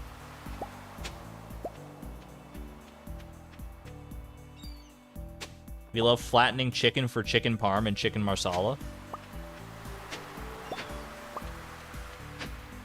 What even is the process of that? Do you put the chicken under like a rolling pin? 1, 2, 3, 1, 2. I feel like that would get messy.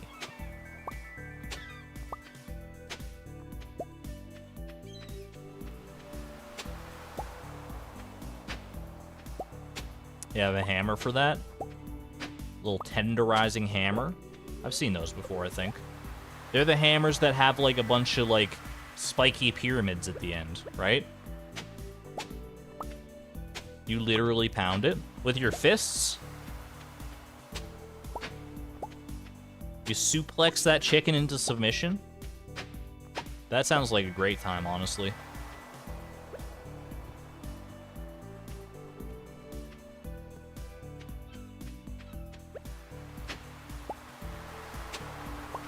Why are you hitting me with the ... dots? Why you never wrestled with a chicken in your life?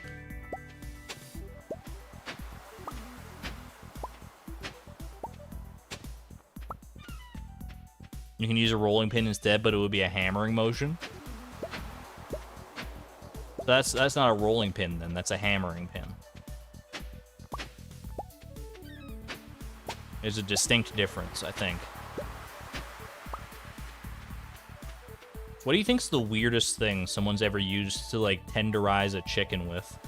Because like if you can just use like any blunt object or tenderize any meat with, I suppose. If you can just use like, any blunt object to like pound it into tenderization, what the heck? Like you could get pretty creative with that. Like you think anyone's busting out like the Encyclopedia Britannica, like the thickest volume of it, and smashing the chicken breast with that? Another frozen chicken? You could do that, I suppose.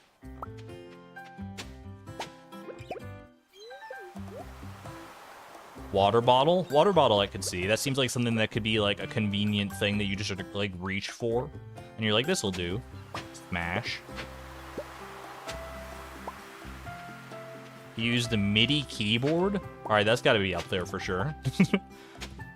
The percentage of people that own a MIDI keyboard is already small enough.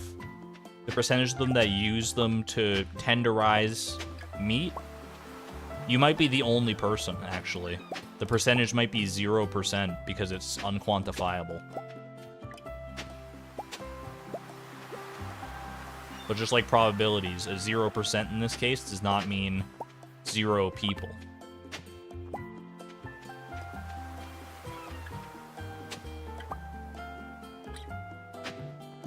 You're so hungry, but your food won't be ready for another 7 minutes. Do you have a cheese string?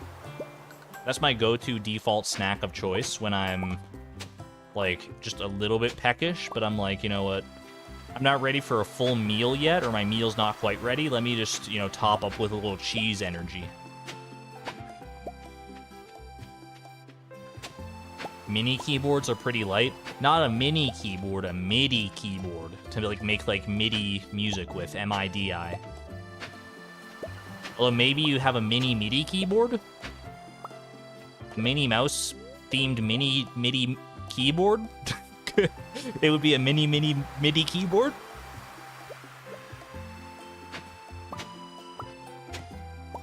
How deep can we go? Buffalo, buffalo, buffalo, buffalo? A meaty midi keyboard by the end of it. A meaty keyboard definitely. Oh wait, I'm off pattern here. Hold on. I think I'm like one ahead or something. Yeah, okay, we're good. Go down now. Yeah, like a keyboard made of meat. That sounds like something out of what is it? Like Living Flesh Pit National Park or whatever. Don't look it up unless you're, you know, prepared. It's a very cool little web series, but like I wouldn't recommend it to a PG-13 audience.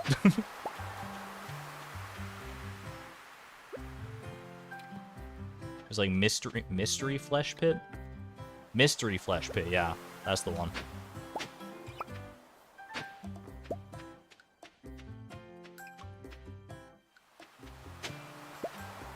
A meat keyboard wouldn't be QWERTY, just squirty. I feel wrong just saying that out loud, but I give you props on the joke there. I can't pronounce that name.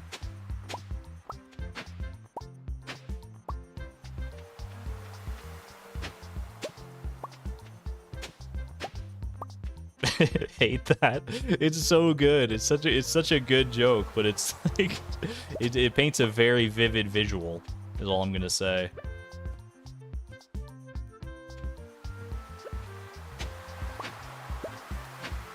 Time for more math. That's what I'm saying.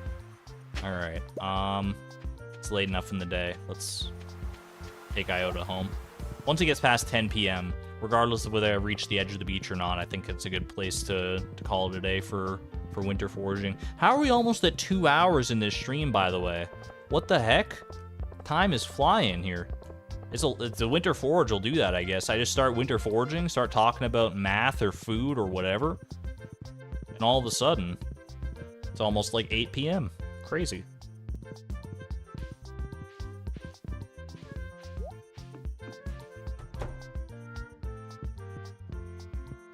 Can we do a midstream sell? I don't think it's as satisfying. I think if we wait until the very end, it's not going to be as... Well, I guess it might be as big of a sell this time because, like, the winter forage will just add up to quite a lot. Which is why we're doing it in the first place. It's just so dramatically above so many other methods that we could be doing right now. We save it till the end. Cheese? Oh, cheese in the cheese press. I thought you were talking about my casks. You're right, though. Also got to grab this for the next set. Let's go.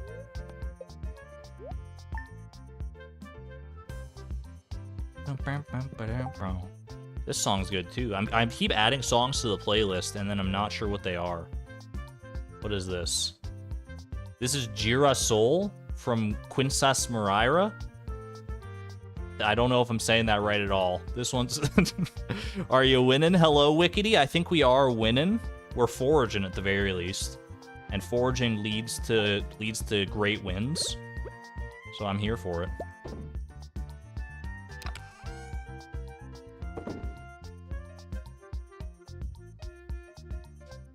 After my pronunciation of Chicory, then neither do you. You don't trust my pronunciation?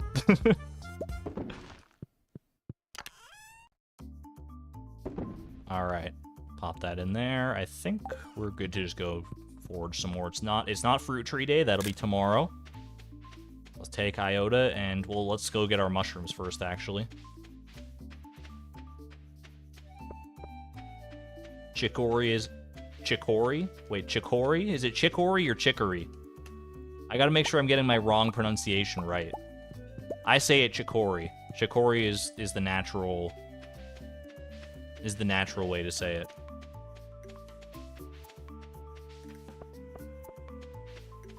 You guys are trying to trick me into saying chicory.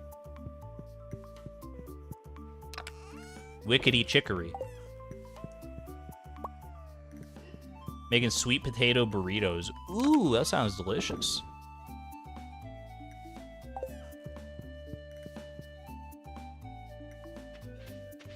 I'm just saying, I'm saying it as an example. It's not pronounced chicory, it's pronounced chicory. But you guys keep saying chicory, so I gotta address it. Can I say Worcestershire sauce? That's how I would say Worcestershire sauce.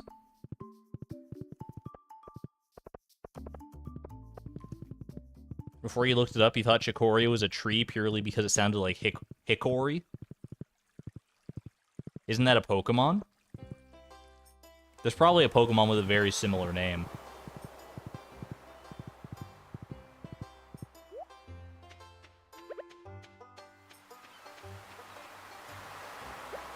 Hold on a second, I gotta get my winter forage grind on. What do you mean, oh no? Are you oh knowing because I said hickory? To be fair, I don't pronounce it hickory. I actually do say hickory, but that's different because hickory has a K in it. It has a K right there, and that completely changes the pronunciation. It throws it on its head. Hickory makes sense to me. Like hickory sticks. Very underrated snack food. Chikorita. Chikorita. But Chikorita is also spelled with a K. The K makes a world of difference. I'm telling you, it really does.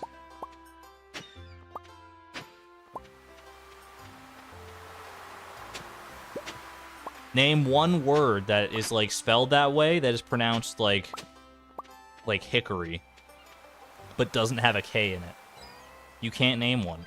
It's impossible. There are no words like it. Ergo, chicory has to fall into a different pronunciation because there's no K there. Hello, am I making sense? Is this thing on? Is this thing on? No. No with the K. It doesn't follow the same linguistic syntax as hickory, though. The K in no is silent. The K in hickory... Wait. Is the K in hickory silent? Yes. No, it's not. No, it's not, because you know why? If it was silent, it would be pronounced hickory. Got him. Checkmate.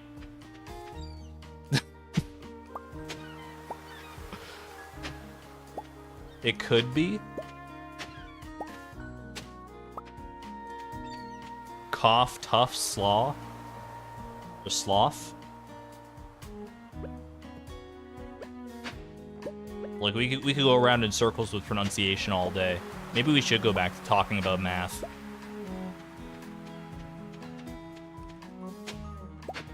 Hey chat, 2x plus 9 equals 746. Please solve for x.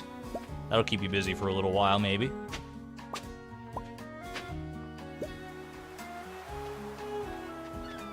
No? Wait, I gave you an easy one, though. You don't like math?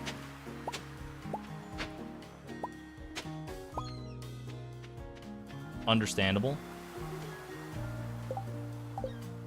Need to write that down and you won't be able to do it. That's fair. Once you start having to solve for x, it becomes a little more problematic to do in your head. 363.5. I'm not going to fact check you on that one, Simber. I'll take your word for it. 368.5 according to Vex. I can't pronounce that name, by the way. Thank you for the $5 super chat. Is there a sin tax for butchering syntax? You're on fire with these puns today. I gave you credit for that one. There should be. I think butchering syntax, calling it a sin, is a little strong, but you know, it could be like a swear jar kind of situation where anytime like I mispronounce a word, we just add like a... That could be kind of fun. What if I have like a command that's like, if I mispronounce a word, you guys can put the command in chat and it adds like it adds an amount to my mispronunciation jar. It would probably stay at 0 most of the time because I don't really mispronounce things that often. I think it's here. Okay, yeah. But it could be a fun idea in principle.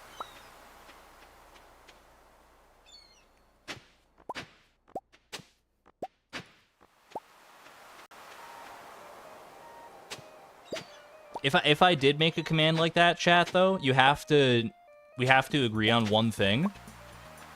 We have to agree on one thing. That I'm allowed to pronounce Leia like Leia. You have to give me that one. That has to be considered a valid pronunciation. You can't be dropping, you know, exclamation point jar or whatever I would call, I don't even know. Every time I say her name. No.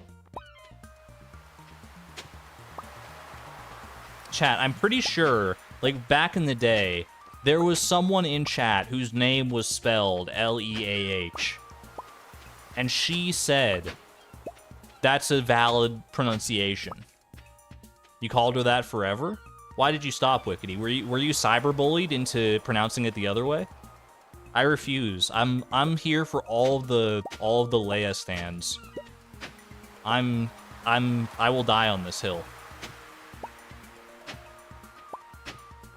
For all of us who see that name and intrinsically pronounce it Leia. I'm here for you. Yes? I'm standing strong for us, Wickedy. I'll be this. I'll be the I'll be the punching bag for this one. You'll side with me on Leia. Thank you, Laney. Appreciate it. It's totally valid. That person was you. For the jokes 90. Leia. It's totally valid. We have confirmation from an actual Leia in chat. You guys can't argue it anymore. There's no leg to stand on. Your team Leia. This is gonna divide the Stardew community in twain.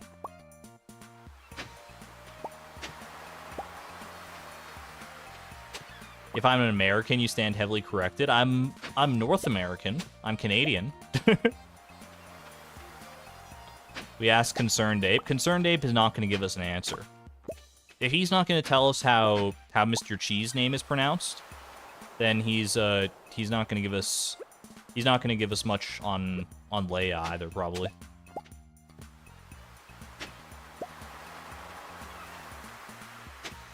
Worse than the Chi debate.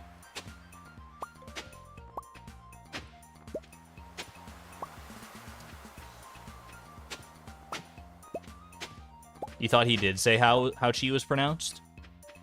Allegedly. I've never seen the stream myself, or the VOD myself, but I think he was on a VOD one time, or a stream, or something like that, and he was asked about it, and he had a little slip of the tongue, where he called the character Mr. Key, but that you can't draw anything conclusive from that, because it's not like he was asked directly, how do you pronounce Mr. Chi's name? And he said Mr. Key. No, I think based on the stories I've been told, the urban legends surrounding this fact, I believe he just like said it, and that you could draw many different conclusions from that. You could draw that that's the way he pronounces it, and maybe that's all there is to it. Maybe he heard it earlier in the stream pronounced that way, and he didn't want to dispel any myths, so he found himself in a situation where he's like, I have to say the name. There's no way I can talk right now without saying the name. So he has to commit to a pronunciation. And he committed to the one that had been shared earlier in the stream. The jury is still out on Mr. Chi's name. Leia, though. Leia is, I mean... I'm willing to give you... Look, if you're willing to let me pronounce it Leia, I'm willing to acquiesce that Leah is also a valid pronunciation. I'm not willing to go that far and tell you, like, you can't say Leah, because I feel like that's hypocritical.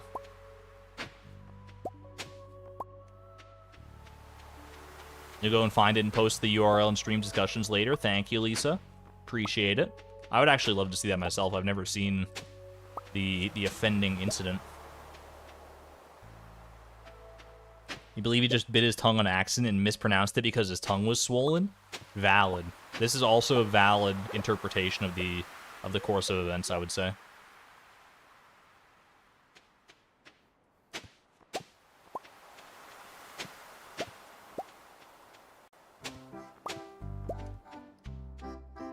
And then QI is just wrong because both letters aren't capitalized.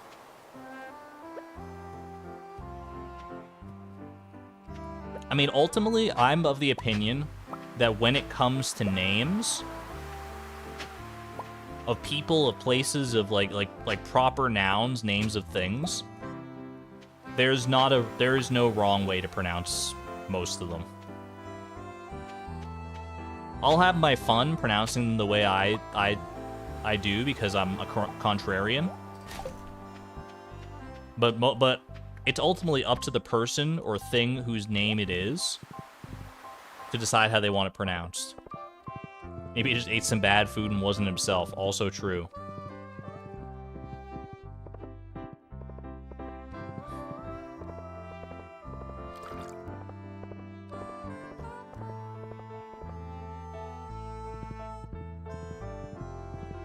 You disagree? You think there's a wrong way to say a name? I don't think so, because pronunciation in language is so obtuse, like the rules of it are so ever-changing and full of so many different little exceptions, that you can make anything, like you can spell a word any way you want, or spell a name any way you want, and pronounce it any other way you want. Like my name, spelled like Argon Matrix, if I was like, hey guys, I know it's spelled Argon Matrix, but now we're all gonna pronounce it as Silly Billy Bob II, then isn't that my right? Don't start calling me Silly Billy Bob II, though. That's like cringe. And maybe I should embrace the cringe. Hold on, I need more goat milk. What kind of home does Nemo live in? Nemo lives in an anemone. Oh, you Silly Billy Bob II. Too late, Silly Billy Bob II. Why did I pick such a long one to say? Can't go back now, Sir Billy? Oh, what have I done? What have I done? You can't spell cringe without Silly Billy Bob II?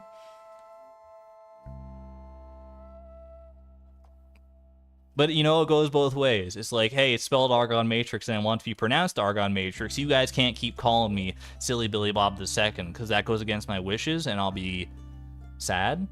Maybe? Maybe this'll work? A plea to emotions, perhaps?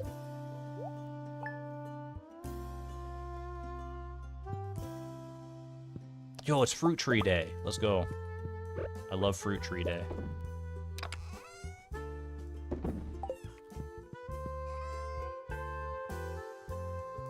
We can, it would just be rude.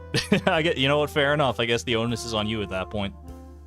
Museum Grack Reads, thank you for the $4.99 super chat. Silly Billy Bob II for life. When I say Silly Billy Bob II, honestly, the first thing that comes to mind, were you guys on YouTube or around the internet when there was like that trend going around? I forget what it was in response to necessarily, but you would see, I have to pause because I have to like tell this story appropriately. Were you around, you'd like go into YouTube comments sometimes and you would see like a little ASCII art of a stick figure man next to like a tank. And people would say, this is Bob. Bob is here with his army to such and so on and so forth. And people would just like post that around everywhere. Does anyone remember Bob and his army and his tank and everything? I don't remember what it was in response to at all. I think Bob was used multiple times over the years in response to myriad things. But like, oh man, Bob. I haven't thought about Bob in so long. The good old days. Now, where you hung out online? I only ever saw it on YouTube comments and occasionally maybe on the platform formerly known as Twitter. What year was it? I want to say it was like 2015, 2016 kind of thing. So, you know, almost 10 years ago at this point.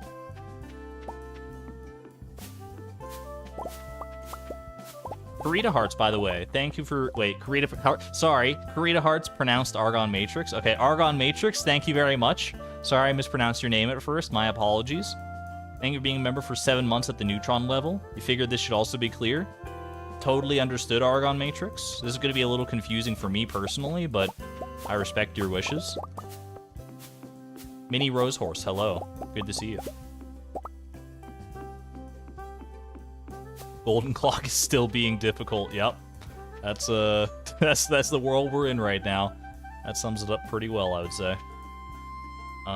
Let's deposit the fruit, then go get the mushrooms, then go hoe the beach a little bit.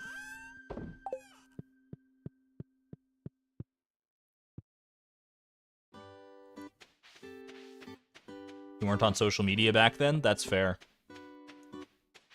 I'm sure if you look around, there's probably still some inklings of Bob somewhere on the internet. It might be a hard thing to search for necessarily. I would probably like start by Googling or using your search engine of choice to find. I would just like search ASCII Bob, ASCII Bob. What does ASCII stand for again? It's like American Standardized Code for Information Interchange. Is that actually right? Did I just pull that out of the deepest depths of my brain? Or is that... It's got... I think interchange is in there somewhere, and I'm pretty sure the A is American. But other than that, I was just kind of going off the seat of my pants there.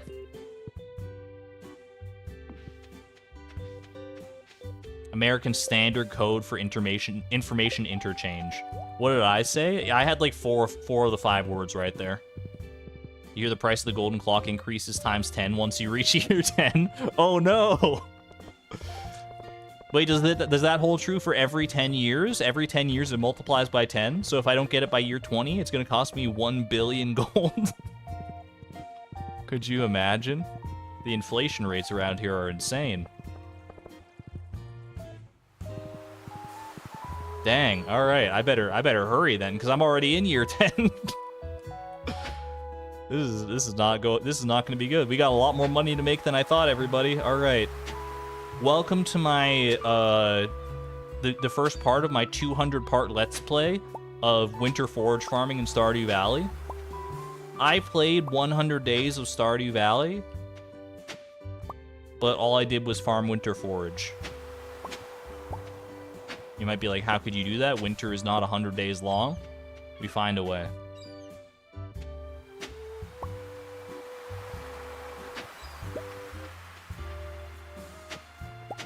You know what I discovered recently, chat? Is that you can, on YouTube Shorts, you know how you watch YouTube Shorts and then they start, like, looping? You can turn off the looping. I was like, ooh, when I discovered that, I was like, I kind of like that, because I kind of just, like, want to watch the YouTube short a lot of the time and then just like move on with my life, but then it starts looping and I'm like, okay, well I gotta watch it again to like, because I've already started watching. I feel bad if I leave now. But how? You can't. I don't know if you can turn it off as like a constant setting. It's a little cumbersome. But what you do is when you first open up the short, you right click it and you just there's a loop option. It's on by default. And it goes on automatically for every YouTube short that you click on. There might be a universal setting you can change, but you just like right click it and you deselect the loop and you're good to go.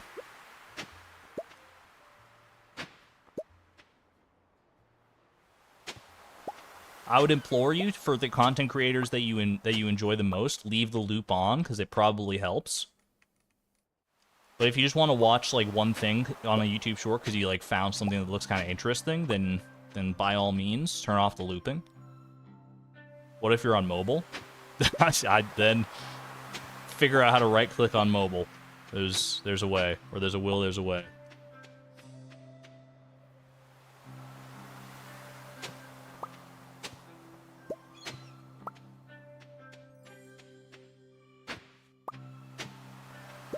What if phones got so advanced that you could right-click on mobile by using your right hand, like any finger on your right hand to touch the screen, and then you use your left hand for the left clicks. Or you could like, there'd be like a setting, you could be like, I'm gonna change the right click to left and vice versa, so that like it works no matter what like handedness you are. You would never left click again.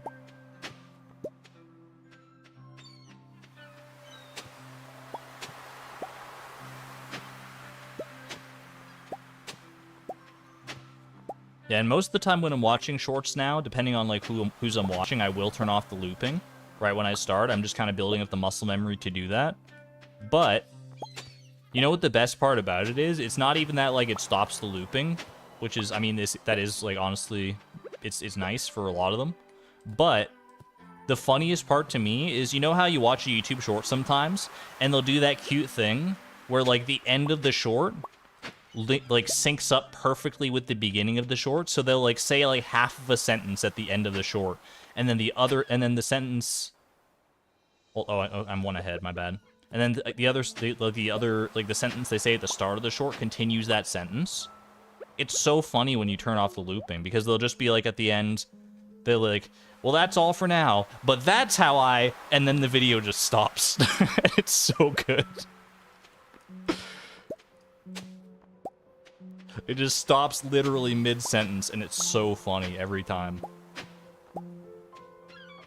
I'm easily amused, but like you gotta deny there's some amusement to be mined there.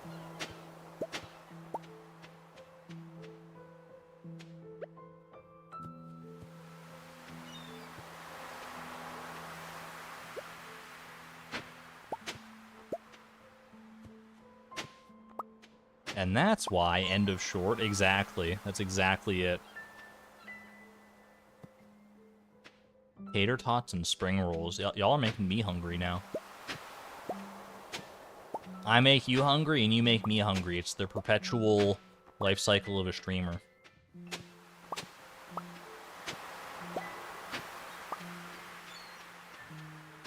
I don't think I could ever get to the point where I would eat on stream, though. I just can't do it. Like, especially, like, maybe, like, with, like, the mic muted, but, like, then what about... I'm not even going to be playing the game if the mic is muted, because that's what people are mostly here for, is to hear me talk about games. I'm not about those mouth noises at all. Even if I were to do, like a crazy long stream at some point in the future... Like, it came up during, like, the Price of Perfection finale where I was doing, like, 12-hour streams. I obviously have to take a break to eat at some point, but that's the thing. I take a break to eat. I don't eat on stream. So I just, like, go off for, like 10, 15 minutes, however long I need to consume. And then I come back. And I think it's we're all better for it.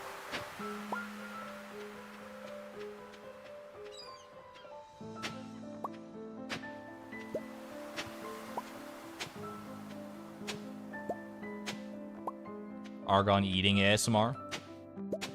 There are people that do that. There are channels out there for like eating ASMR, like mukbang stuff, right?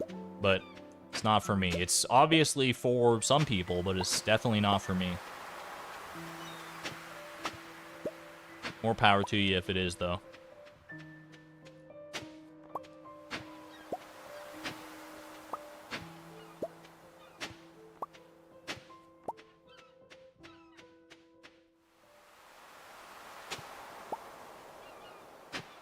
Can't handle the mouth noises. I feel like that's the majority of people. I feel like most people have some level of misophonia, aka the aversion to a certain type of noise, especially in regards to mouth noises. Why do you think that is, though? Like, it's such a prevalent thing I've found that, like, so many people do not like mouth noises. A lot of people don't mind them or enjoy them, which is fair, but I feel like the standard, like the default response is to not enjoy mouth noises, but why? Why do you think that is like the case? Why do you think we've, like, as a collective, evolved to be averse to mouth sounds? Noodle slurping is horrendous. I can picture it in my brain. There's got to be a good reason, right? Like, nature doesn't just do things for no reason. I mean, I guess it kind of does, but I feel like if you like look deep enough, there's always a reason.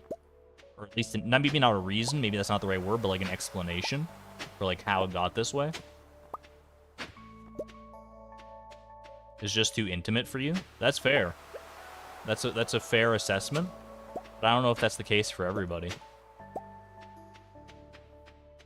It just bugs you. Like the thing that my brain goes to is that a lot of those like weird quirks that we kind of just like accept as part of the status quo are there by like as like evolutionary traits, right? There's like holdovers from our time, from like our ancestry as like Neanderthals or whatever. Might be a frequency thing too. So, like, part of my brain tries to figure out, like, what's the evolutionary disadvantage of mouth noises? And I don't know where to take the discussion from there. I think you guys are hitting some good points, though, like the frequency or, like, the intimacy of it. Maybe there's not a great reason, I don't know. Maybe it's just, you know, it is what it is.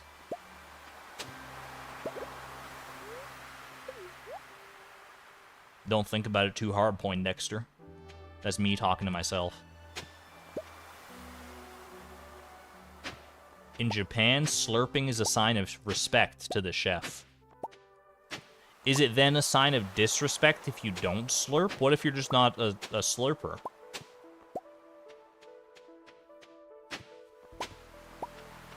Some cultural issues involved here also. Also probably true, yeah. I mean, food is a very cultural thing. There's no two ways about that. So that's very understandable.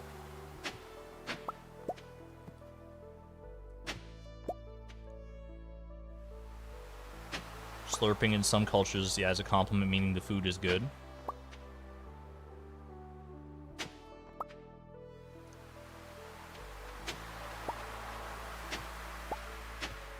I can see that. I can see where some cultures are coming from with that one. It makes me honestly wonder, like, how we got to a point where slurping is seen as, like, somewhat disrespectful in like, American culture. Like, you're disrupting the peace or something like that. Not disrupting the peas, but disrupting the peace. Give peas a chance. Alright, where is Iota?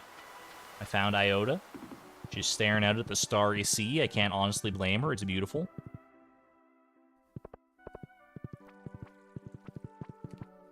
You hate peas? Peas might be the best green vegetable. The best tasting green vegetable. I think they're also a very, you know, polarizing vegetable. Like, people either love or hate peas. Do we have enough winter tilling? It's never enough. It's never enough. Do we have enough for 10 million? If the answer is no, then we keep going. This is Capsaicin erasure. Ah! Why is this song so loud? This song too loud. Too loud. Oh, wait, I know why I put this one in, though, because it's got a kazoo in it. Wait, I want to wait for the kazoo, though? I want to wait for the kazoo drop. Hold on. It's too loud to me, anyway. Dude. Dude. Maybe it was just loud at the start. I kind of like the kazoo, though. Listen to the... Do you guys hear the kazoo? Can we get some kazoo emojis in chat? Alright, I'll let it ride out. The kazoo won me back, honestly. The texture gets you and the taste isn't great. I love the taste of peas. They're, like I said, they're probably my favorite tasting green vegetable.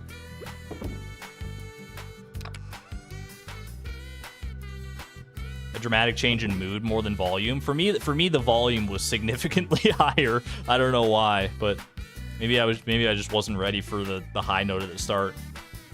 Close enough. We got trumpet emojis. I can't pronounce that name. Thank you for another $5 super chat. Very generous. Thank you so much. Used to be the noisiest person at the table until this new guy came into the restaurant. Darn that, you slurper. All right. No one can step to I can't pronounce that name on the pun front. They gotta unlock. That's so good. I'm out of goat milk. I'll go get some more tomorrow.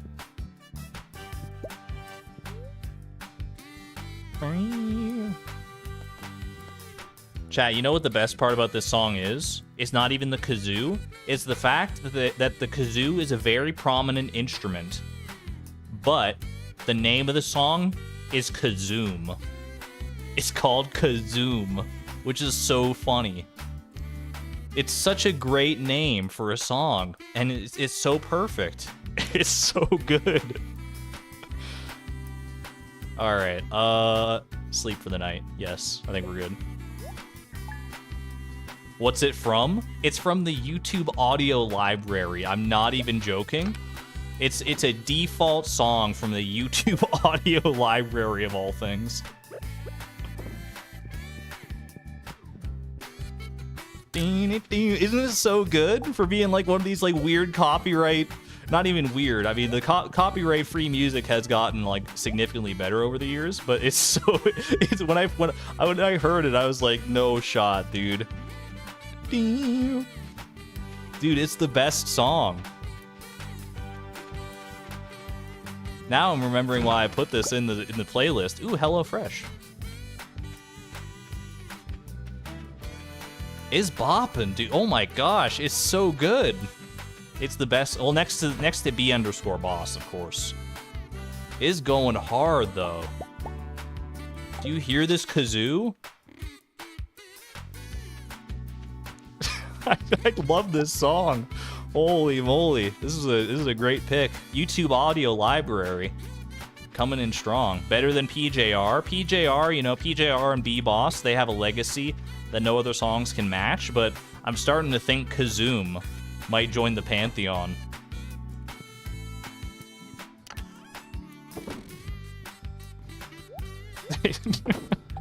The kazoo, it's so good. Yo. By the way, the artist for that one is also Quinsas Moraira. This is also another song right now by Quinsas Moraira. They don't require attribution according to the YouTube audio library, but I'm gonna give them attribution because it's a great song.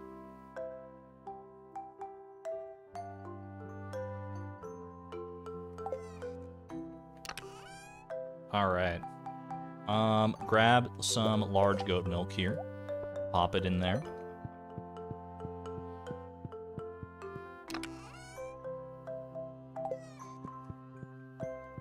They deserve recognition for that banger. I'm here for Kazoom all day, every day. Ooh, we got winter forage in here, but I want to save some for shipping purposes potentially. What's the name of this song? This song that you're hearing right now is called Siestita. Siestita. Siestita. The previous song was Kazoom. This one is Siestita. No worries. All right. Are we good to continue the winter forage grind? I think so. From the YouTube audio library. Look, I got quite a few songs from the YouTube audio library because I was like, you know what, maybe there's some hidden bangers in there, and it turns out there definitely were. There definitely were, especially from Quinsas Moraira. A little siesta, exactly. Yeah, we need to peruse the YouTube audio library more. They got some great songs in there, amazing. It's like a huge library, honestly. I think it's easy to look down on something like that because like the YouTube audio library is something that creators are incentivized to use for like copyright free or attribution free songs they can use in any stream or play or video or whatever. So I think the default opinion is that like those songs are not going to be very good because a lot of copyright free songs do sound like identical in the past. Like at least that's sort of in my like what I've been used to, I guess, throughout my time on the internet, but there's some really good ones out there. A lot of them do sound kind of samey. Admittedly, as I was looking for things to add to the playlist, I was like, these all sound kind of like elevator music. But then you find a few like Kazoom, and you're like, I'm glad I looked. Is that 6? That's 6, okay. Gonna lurk? No worries, Oceana. Enjoy your lurkdom. Like a sturgeon. Should I put like a sturgeon in the YouTube audio library? I think I can probably do that actually if I were to upload it as its own standalone song. Well, probably not because I don't own the like instrumentals. So, I probably could not do that. Train, by the way. We're not going to go visit the train because it's too far away, but I enjoy the train from a distance. When you were looking through the audio library, you thought you found some really cool songs to use, but then you watched YouTube more and you heard them everywhere. That is the thing. You probably hear these songs like a lot of different places because they're obviously very easy and safe for YouTubers to use, so a lot of people could probably overuse the best ones. I could see that being a thing. But honestly, can you really overuse a good song? The answer is yes, but it takes a lot. If the song is good enough, you're not overusing it.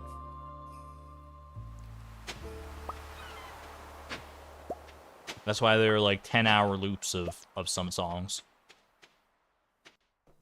Kazoo and theremin instrumentals.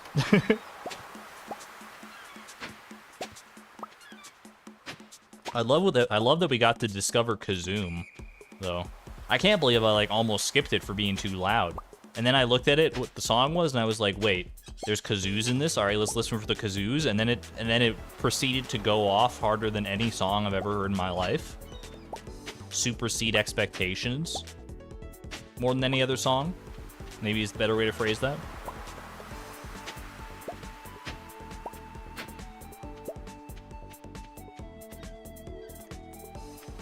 You were helping with sound editing and something, so in that case, yes, you can overuse a song. That's true, yeah. I mean, you can overuse a song in an individual video, I would say,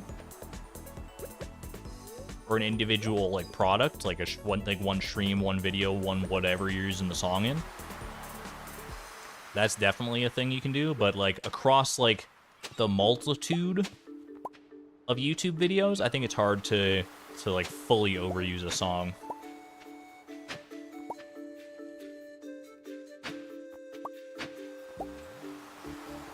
You want to go back and listen to some Kazoom? Maybe I'll put Kazoom on when I like do like a fan art compilation at the end of the stream, just so we can all hear it again.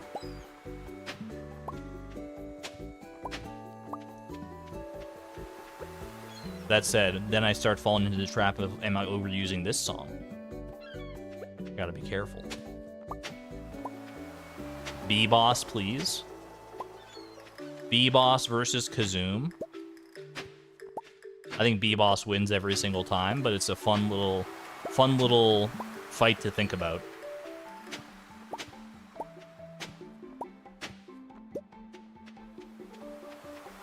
B-Boss, or poll for B-Boss or Kazoom. I'm not going to do a poll because I'm not going to play B-Boss. We already heard B-Boss earlier in the stream, and it's such a special song that I wouldn't want to overuse it. I wouldn't want to even risk overusing it. Like I said, I think it would be hard to overuse, but let's not even tempt fate. Let's keep it special. You missed B-Boss, Oceana? No! No! Can we get some B emojis in chat for Oceana? Some respectful B emojis. More fun when it comes on unexpectedly. That's also true. The surprise factor to it is also pretty great. You never know when it's gonna come on.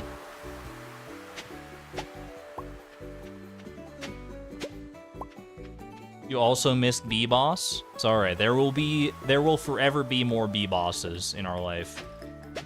What do you think the name of the B-Boss is going to be in Haunted Chocolatier? Because there's no way. There's no way. I will stand up and give a standing ovation to Concerned Ape if I go into that boss fight, a little health bar pops up at the top, and the name is just B-Boss. I would laugh so hard. I'd be like, the man got us. He got us. He named the song B-Boss. And then it's the name of the song, the name of the boss is just B-Boss. That would be so good. Beatrix? It honestly could be Beatrix, though. Is the hilarious thing. A queen bee named Beatrix fits pretty well. Oops, I messed that one up royally.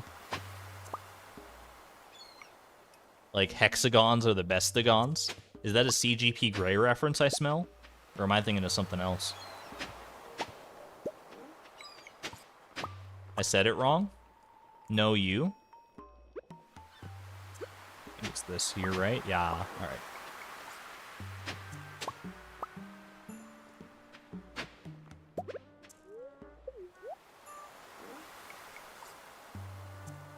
If you like bee puns are too predictable, you hope it's Agatha. Agatha the queen bee. I could see that. It was Agatha all along.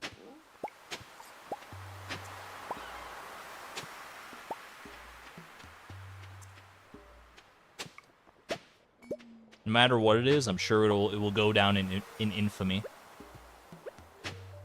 Whether it's B-Boss, Agatha, or something none of us can possibly expect. Maybe the boss just won't even have a name. Maybe it'll just be a health bar, and that's all we need. Either way, I'm excited to experience it. Hey there, Home Zone. Welcome on in.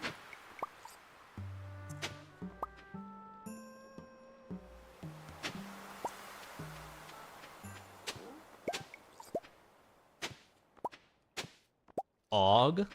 That would be pretty good. That would be a deep cut. If the B boss was named Og. .ogg. The oft forgotten part of B_boss.ogg. What if it was just named underscore?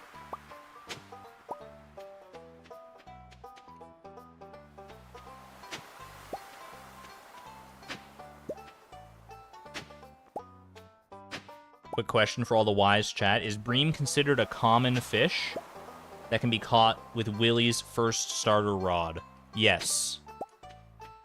The rod that Willy gives you at the start of the game can catch any fish in the game. The bamboo pole. The training rod cannot. If you're talking about the training rod that you can buy for 25 gold from Willy, that can only catch certain fish, but the bream is also amongst those, I'm pretty sure. But the bamboo pole can catch anything.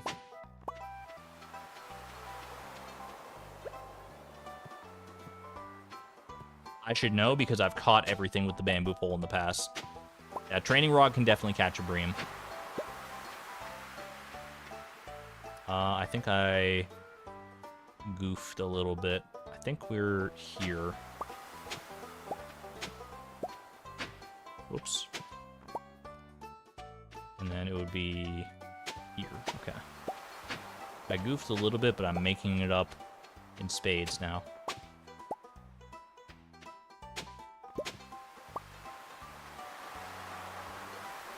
You're a fairly new Stardew fan and you started your first randomizer yesterday. Best of luck to you, Homezone. It's a tough challenge, especially if you're relatively new to Stardew, but feel free to join the Discord if you're not already there, !Discord.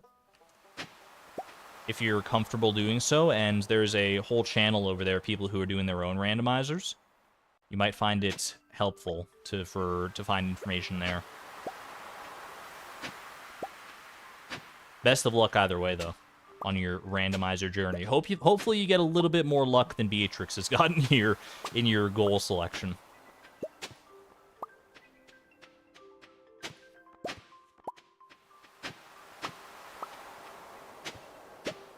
Alright, I'm going to lock that in and take it home. I think we can probably get in one more day of winter foraging here. I didn't anticipate doing winter foraging for the entire stream, to be honest with you. But honestly, I kind of liked it. It's easy to just start doing the winter foraging and then lose yourself in the stream banter.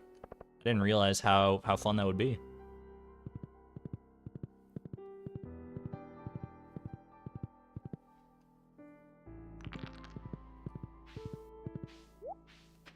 Oh, your very first goal is to catch a bream in the randomizer? That could get a little tricky because I don't know if like there's certain fish that you can't catch as your first fish. I don't know if bream is in the list of things you can catch as your first fish. That starts to get a little complicated.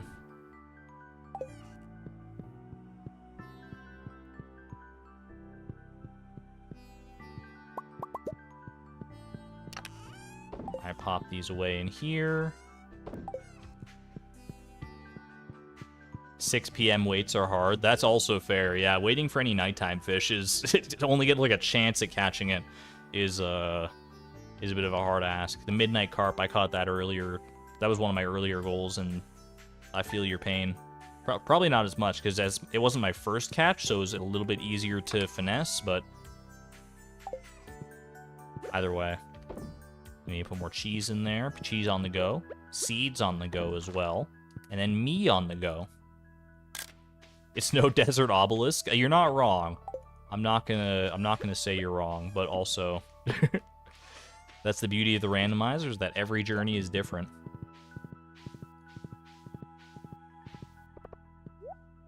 You know, one thing I've actually been curious about is I've looked into this before, because obviously when you think of like the word randomizer, especially in relation to like a lot of other games, you think of, like, what I would think of personally is like a mod that like randomizes things in the game itself, because that's how a lot of like other game randomizers work. And obviously this is not that. This is a different sort of randomizer. Still a randomizer, but not in that sense. But like, is there a Stardew version of that? Because I've looked it up, and there's one version that is like, it adds like things to the game. It adds like custom items to the game that are like random mishmashes of things.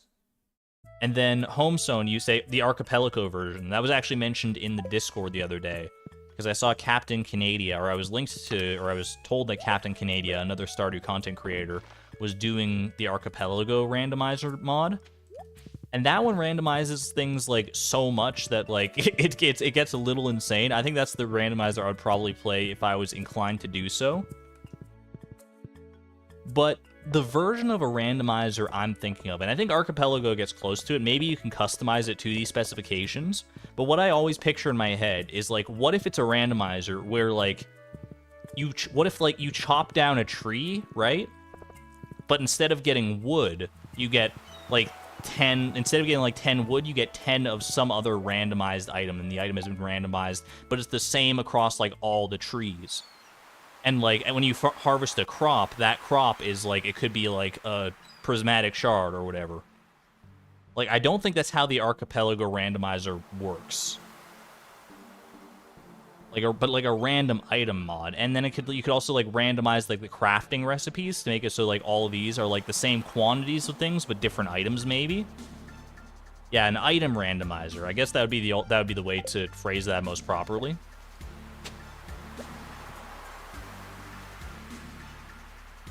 For how long am I playing Stardew Valley? Anime Tuber, hello. I will be playing Stardew Valley for a little bit longer here. Today will probably be the last day in-game, and then, well, we'll do one more day tomorrow to go sell everything. Tomorrow's a good day to sell, right? Yeah, Monday is a decent day to sell. That's fine. And then we'll probably call it a stream after that. That would be so much fun. I would be so down to play a mod like that. I don't think one exists for Stardew Valley, though. I don't know how hard it would be to make one like that. That's what I picture, is like, you know, just a full item randomizer that throws like... Wait, oh no, that's right. This is right. I'm just confusing myself. Like, instead of like everything being randomized, like the Archipelago mod, or adding like randomized items, like specific random items to the game, like the other Stardew randomizer mod does. I would very much like to be able to chop down a tree and get like 10, I don't know, 10 dried starfish from it instead of 10 wood. I don't know. It could, like, that's the beauty. It could be anything, and I think that would be a very fun version of a randomizer to partake in. The chickens lay geodes, exactly.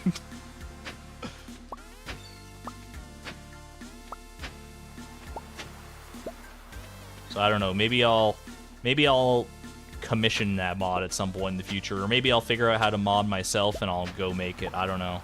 It would be really cool.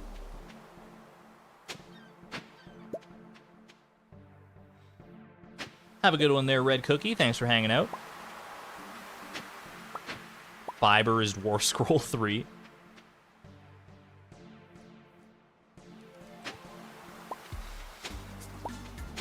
And I envision a version of it where, like, you could also, like, I would want the items to be randomized for sure. Hold on a second. This pattern is off. 1, 2, 3, 4. 1, 2, 3, 4.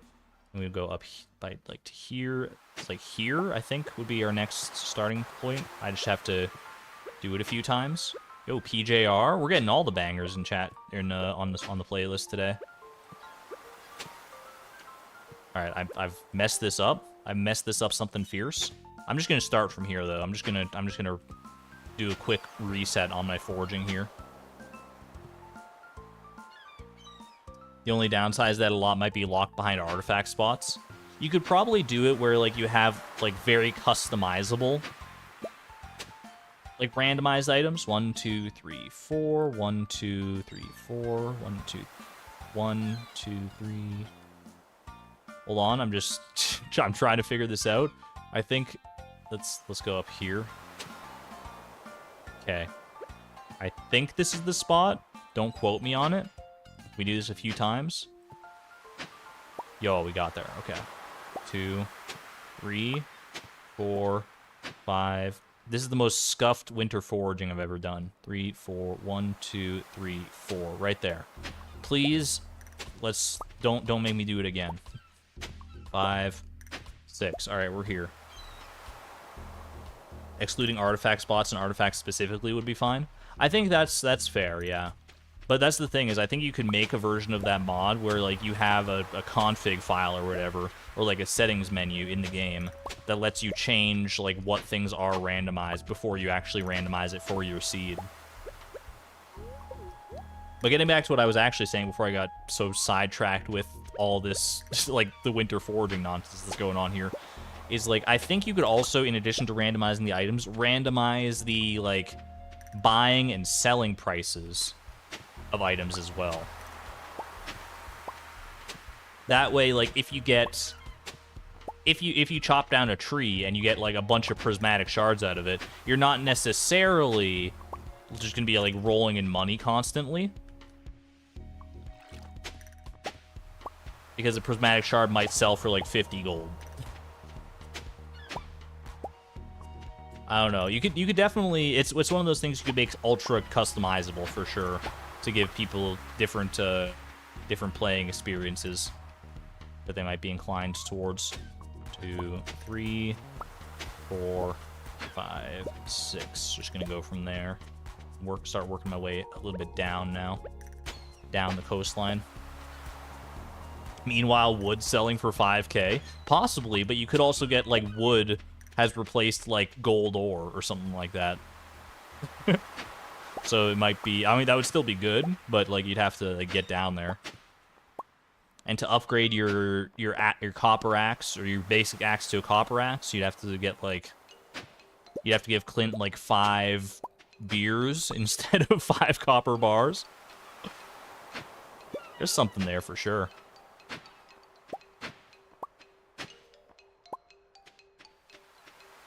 Now you're excited for a non-existent mod.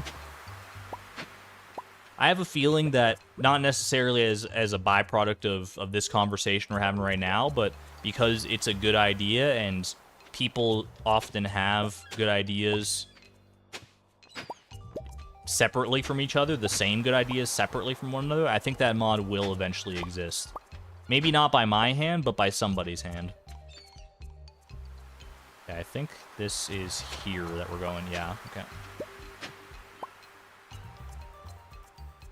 You've seen that mod done for a Zelda game like Ocarina of Time, and it's amazing. That's kind of the, like, because that was my first experience, or my first exposure to randomizers, is like Zelda randomizers, Pokemon randomizers, that sort of thing, and that's more or less how those work. You're confused? Where did this start? I mean, we're playing a randomized perfection right now, so it's basically just by virtue of the word randomizer and how it relates to other games and mods and how they work. That's how my brain landed here. You want that mod now? Me too. It's definitely not in my capacity to make it right now, but maybe I could learn.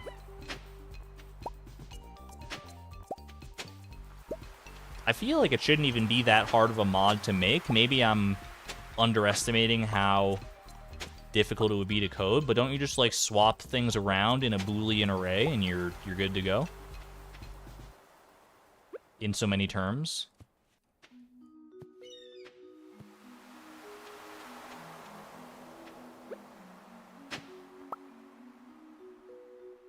On Nexus, there appears to be a mod called Randomizer. That's the one unless there's a different one or a new one that I haven't seen yet, the Randomizer mod for Stardew does not work the way that I'm describing. It works by, like, you get... I think the way it works, correct me if I'm wrong on this, that mod is... It creates items in the game that are, like, randomly named other things. Like, there'll be, like, a fish that's named, like Boogle Snort or something like that, and you're like, ooh, so random. But it's not, like, strictly randomized. Although it is randomized in the fact that, like, I think they're, like it's randomized every time you play it through.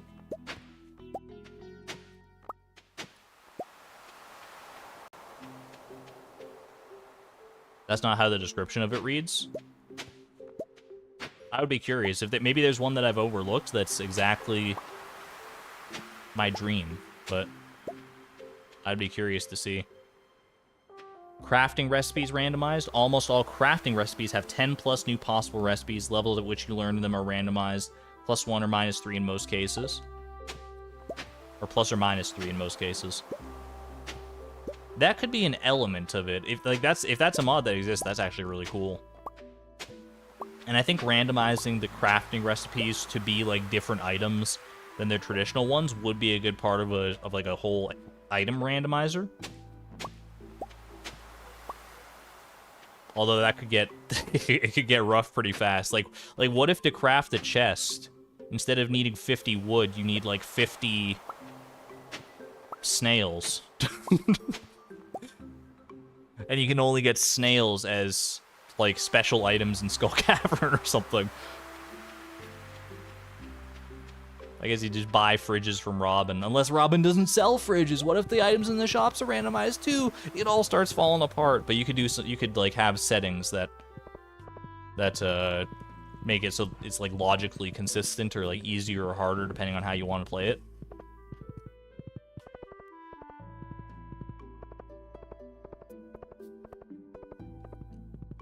Did the water just change color? It might have due to the dynamic reflections mod. I think it changed to a starry night sky.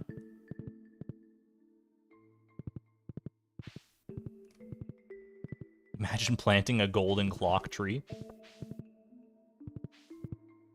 You're already going through the logic. It would be possible, but not with simple item ID switches. Yeah, it would probably, like I said, like I think on a surface level, it sounds like a simple enough mod to make, but that's from someone who's never made a mod before, so it's probably way more complicated than I'm thinking it is. A golden clock seed? That would be fun, yeah. That would be obviously would have to be exceedingly rare. Except in a randomizer where things that are rare are no longer rare. Potato seeds giving you iridium bars or legend the second fish.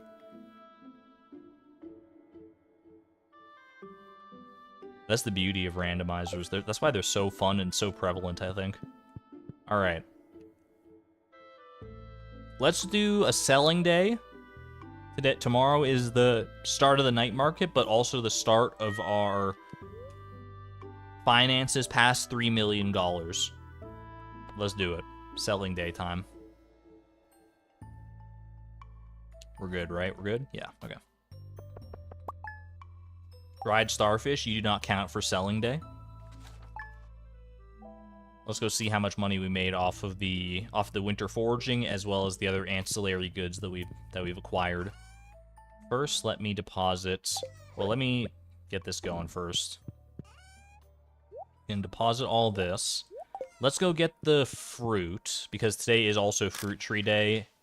We get our fruit, we get our mushrooms, and then we'll start working from there. Well, I'm going to switch to that, just so I don't accidentally start eating bananas.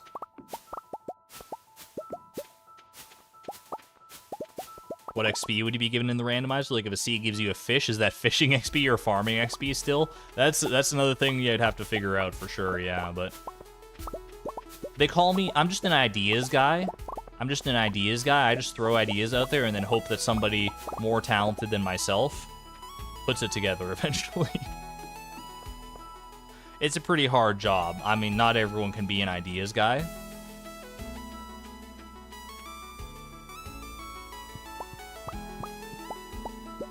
Alright, quick red mushroom. If only you had the capability and time to make something like this. It's such a fun idea, right? It makes me want to, like, learn how to mod just to make something like that. Banana trees are upgrading. They are, yeah. We've now got 6 silver star banana trees as opposed to, like, the 3 we had earlier. Love to see it. Alright, these common mushrooms are also going here.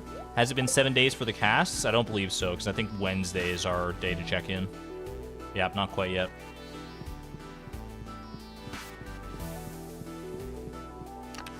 In my game, the hardest fish to catch is the tricky fish sugar. Alright. Let's grab well, let's find the shippables first. Let's sell the shippables. You're shippable, you're shippable. What else is shippable here? Red mushrooms, because we've shipped them in the past. That was one of our goals. I think that's it. Dinosaur eggs are also shippable, but they're farther away. Alright, sell and sell and sell. Let me just make sure on the red mushroom. Pretty sure, yeah. Okay. Sometimes the ideas guys at work are the worst. Speaking as the person who has to help them archive their dreams.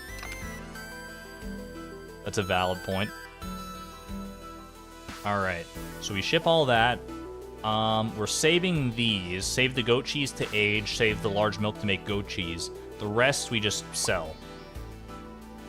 We're selling. We're selling all of it directly to Pierre. We almost have enough to bring everything with us, enough inventory space, but we'll make do like this. It's a good start.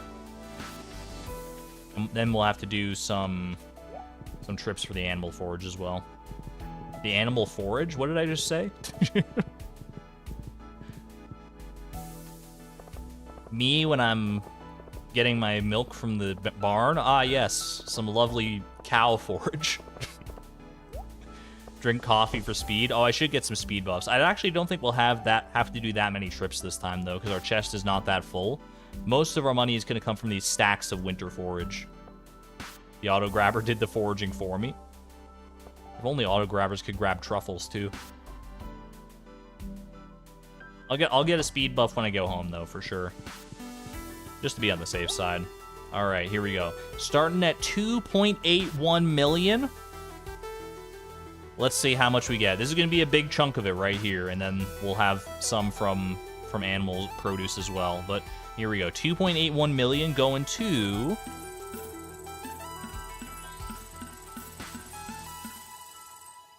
$3.09 million. What is... Oh my gosh, it's still going. Hold on a second. All right, there we go. So like 3.1 million. So that was what, $200,000, something like that. For only like 10 days of work, 10 days of winter foraging. That's not bad at all. Over 3 million finally. You'll love to see it. And we're still not done. We still have a lot of winter yams in here. All right, grab these, grab one of these just to do this, do that. Okay, let's go get our winter forage as well. We made it to over 3 million. Do you think we can make it to... I don't know how much... We're probably not going to have that much animal produce, so we might not make it very much higher than this. But I would love to make it like a third of the way, like to 3.3 million. Something tells me we're not going to make it quite there, though. Alright. Okay, let's grab all this. I'm gonna leave these for right now, just because we don't sell the goat milk anyway. Speed buff. Oops. It's okay. I can get the speed buff when I swing by the house again. All right, empty these out. Let's go grab the wool as well from our other coop. Hello, my coopy friends. My coop-bound friends. All right. Now we grab as much as we can out of here. Okay. Let's go grab some from the other coop as well. I can pick up the goat milk to drop off and grab the coffee. That is true, but I'm lazy. Duck eggs, silver star duck eggs. Okay. It's a good start. We should only have to do like one more trip after this, based on how much I see around here. Coop comrades.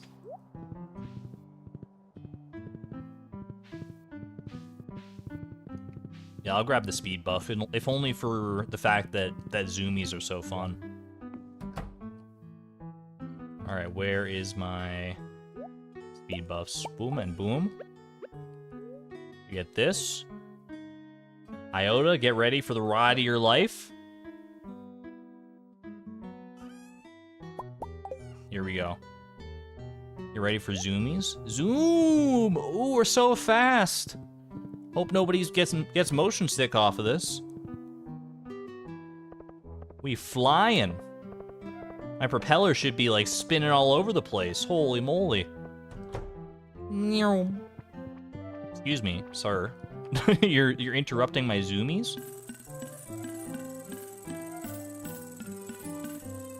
3.28 million. Can we make it to 3.3? I don't think we have enough coop produce in order to get there, unfortunately. We might be able to make it to 3.25, though.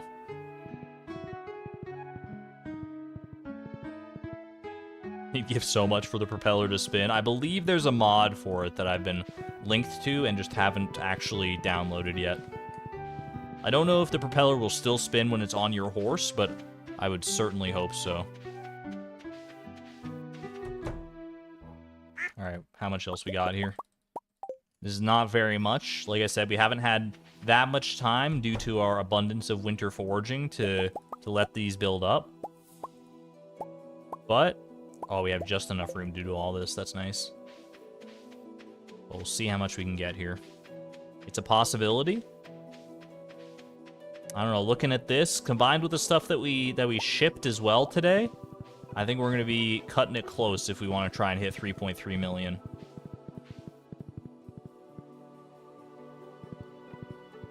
I could go do a little more winter foraging today just to try and get it in there, but I would have to like stop before 5 p.m. so I could sell it.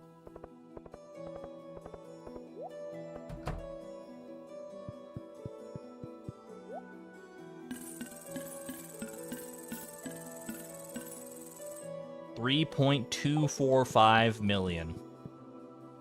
I think we can surpass 3.25 million, but 3.3 is a bit of a pipe dream, I think.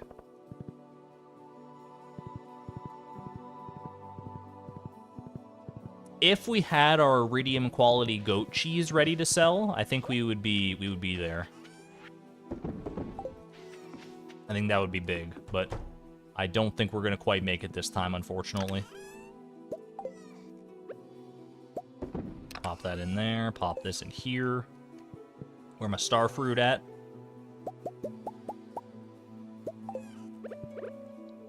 Star fruit into there, okay. Put that away for next time. Now we just gotta go grab, I'm just gonna go grab the rest of the goat milk out of the barn. And we'll call it a day there. Pierre is not interested in dino eggs, yep. Dino eggs count as artifacts, which is why Pierre would not buy them. I don't think anyone buys artifacts directly, honestly. Clint buys gems directly, but not artifacts. Maybe the dwarf, that'd be kind of cool. Homie. Alright, grab these, and I'm out of here. Thank you for your service, kind goats and cows and sheep, oh my. Call to the Lambda strikes again. Does Krobus buy anything? Good question. Krobus buys your love. For free. Or you give him your love for free? Will I resume the making of seeds out of mushrooms at some point? I have been doing it, but it's just I've been kind of scatterbrained about it lately. I did ship some fall seeds today, though. All right. Speaking of, let's see how much our shipment is worth today. I did the fruit trees. Let's go lock it in, shall we? See what our final sum total is. We started at 2.8 million today. Roughly 2.8 million, I think. Or was it 2.9 million? It was like 2.8. It was close to 2.9 million, I think, right? Did I do mushrooms? I did, yeah. All right, lock it in. Drum roll, please. We got only another 5,400 from the shippables. Sell the cows, buy goats. I actually can't sell the cows because I have to pet them in order to be able to sell them. It's a good thought, in theory. We made it 3.25 million. I'll take it. I see this as an absolute win. I am A-okay with that.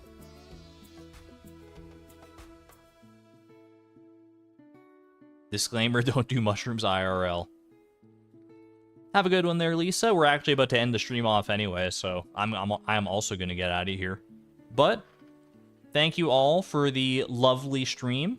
I hope you didn't mind the winter foraging content too much. It was, you know, we made, for the amount of time we invested in-game, that was a pretty staggering amount of money, honestly. I'll take it. We're over the 3 million mark officially, climbing ever onwards and ever upwards towards that 10 million figure. Will we get there before stream 40? It'd be a tight deadline, but depends how long I make stream 39. Ooh. Either way, I will see you all again on the on Thursday, hopefully. Thursday we'll be doing another earlier stream. I enjoyed the evening stream. I hope you all did as well. But we'll be back to earlier streams for Thursday and Friday. I'll see you at 11 a.m. Pacific time, whatever that might be for you. Until then, though, be good to one another, be good to yourselves, and as always, take good care. Be good. I mean it. I mean it. I'm gonna be watching you. I'm gonna be watching. All right. Have a good one, everybody. I'll leave you off with the usual fan art compilation. This is Argon Matrix, signing on out. Thank you, and have a great night. Bye-bye.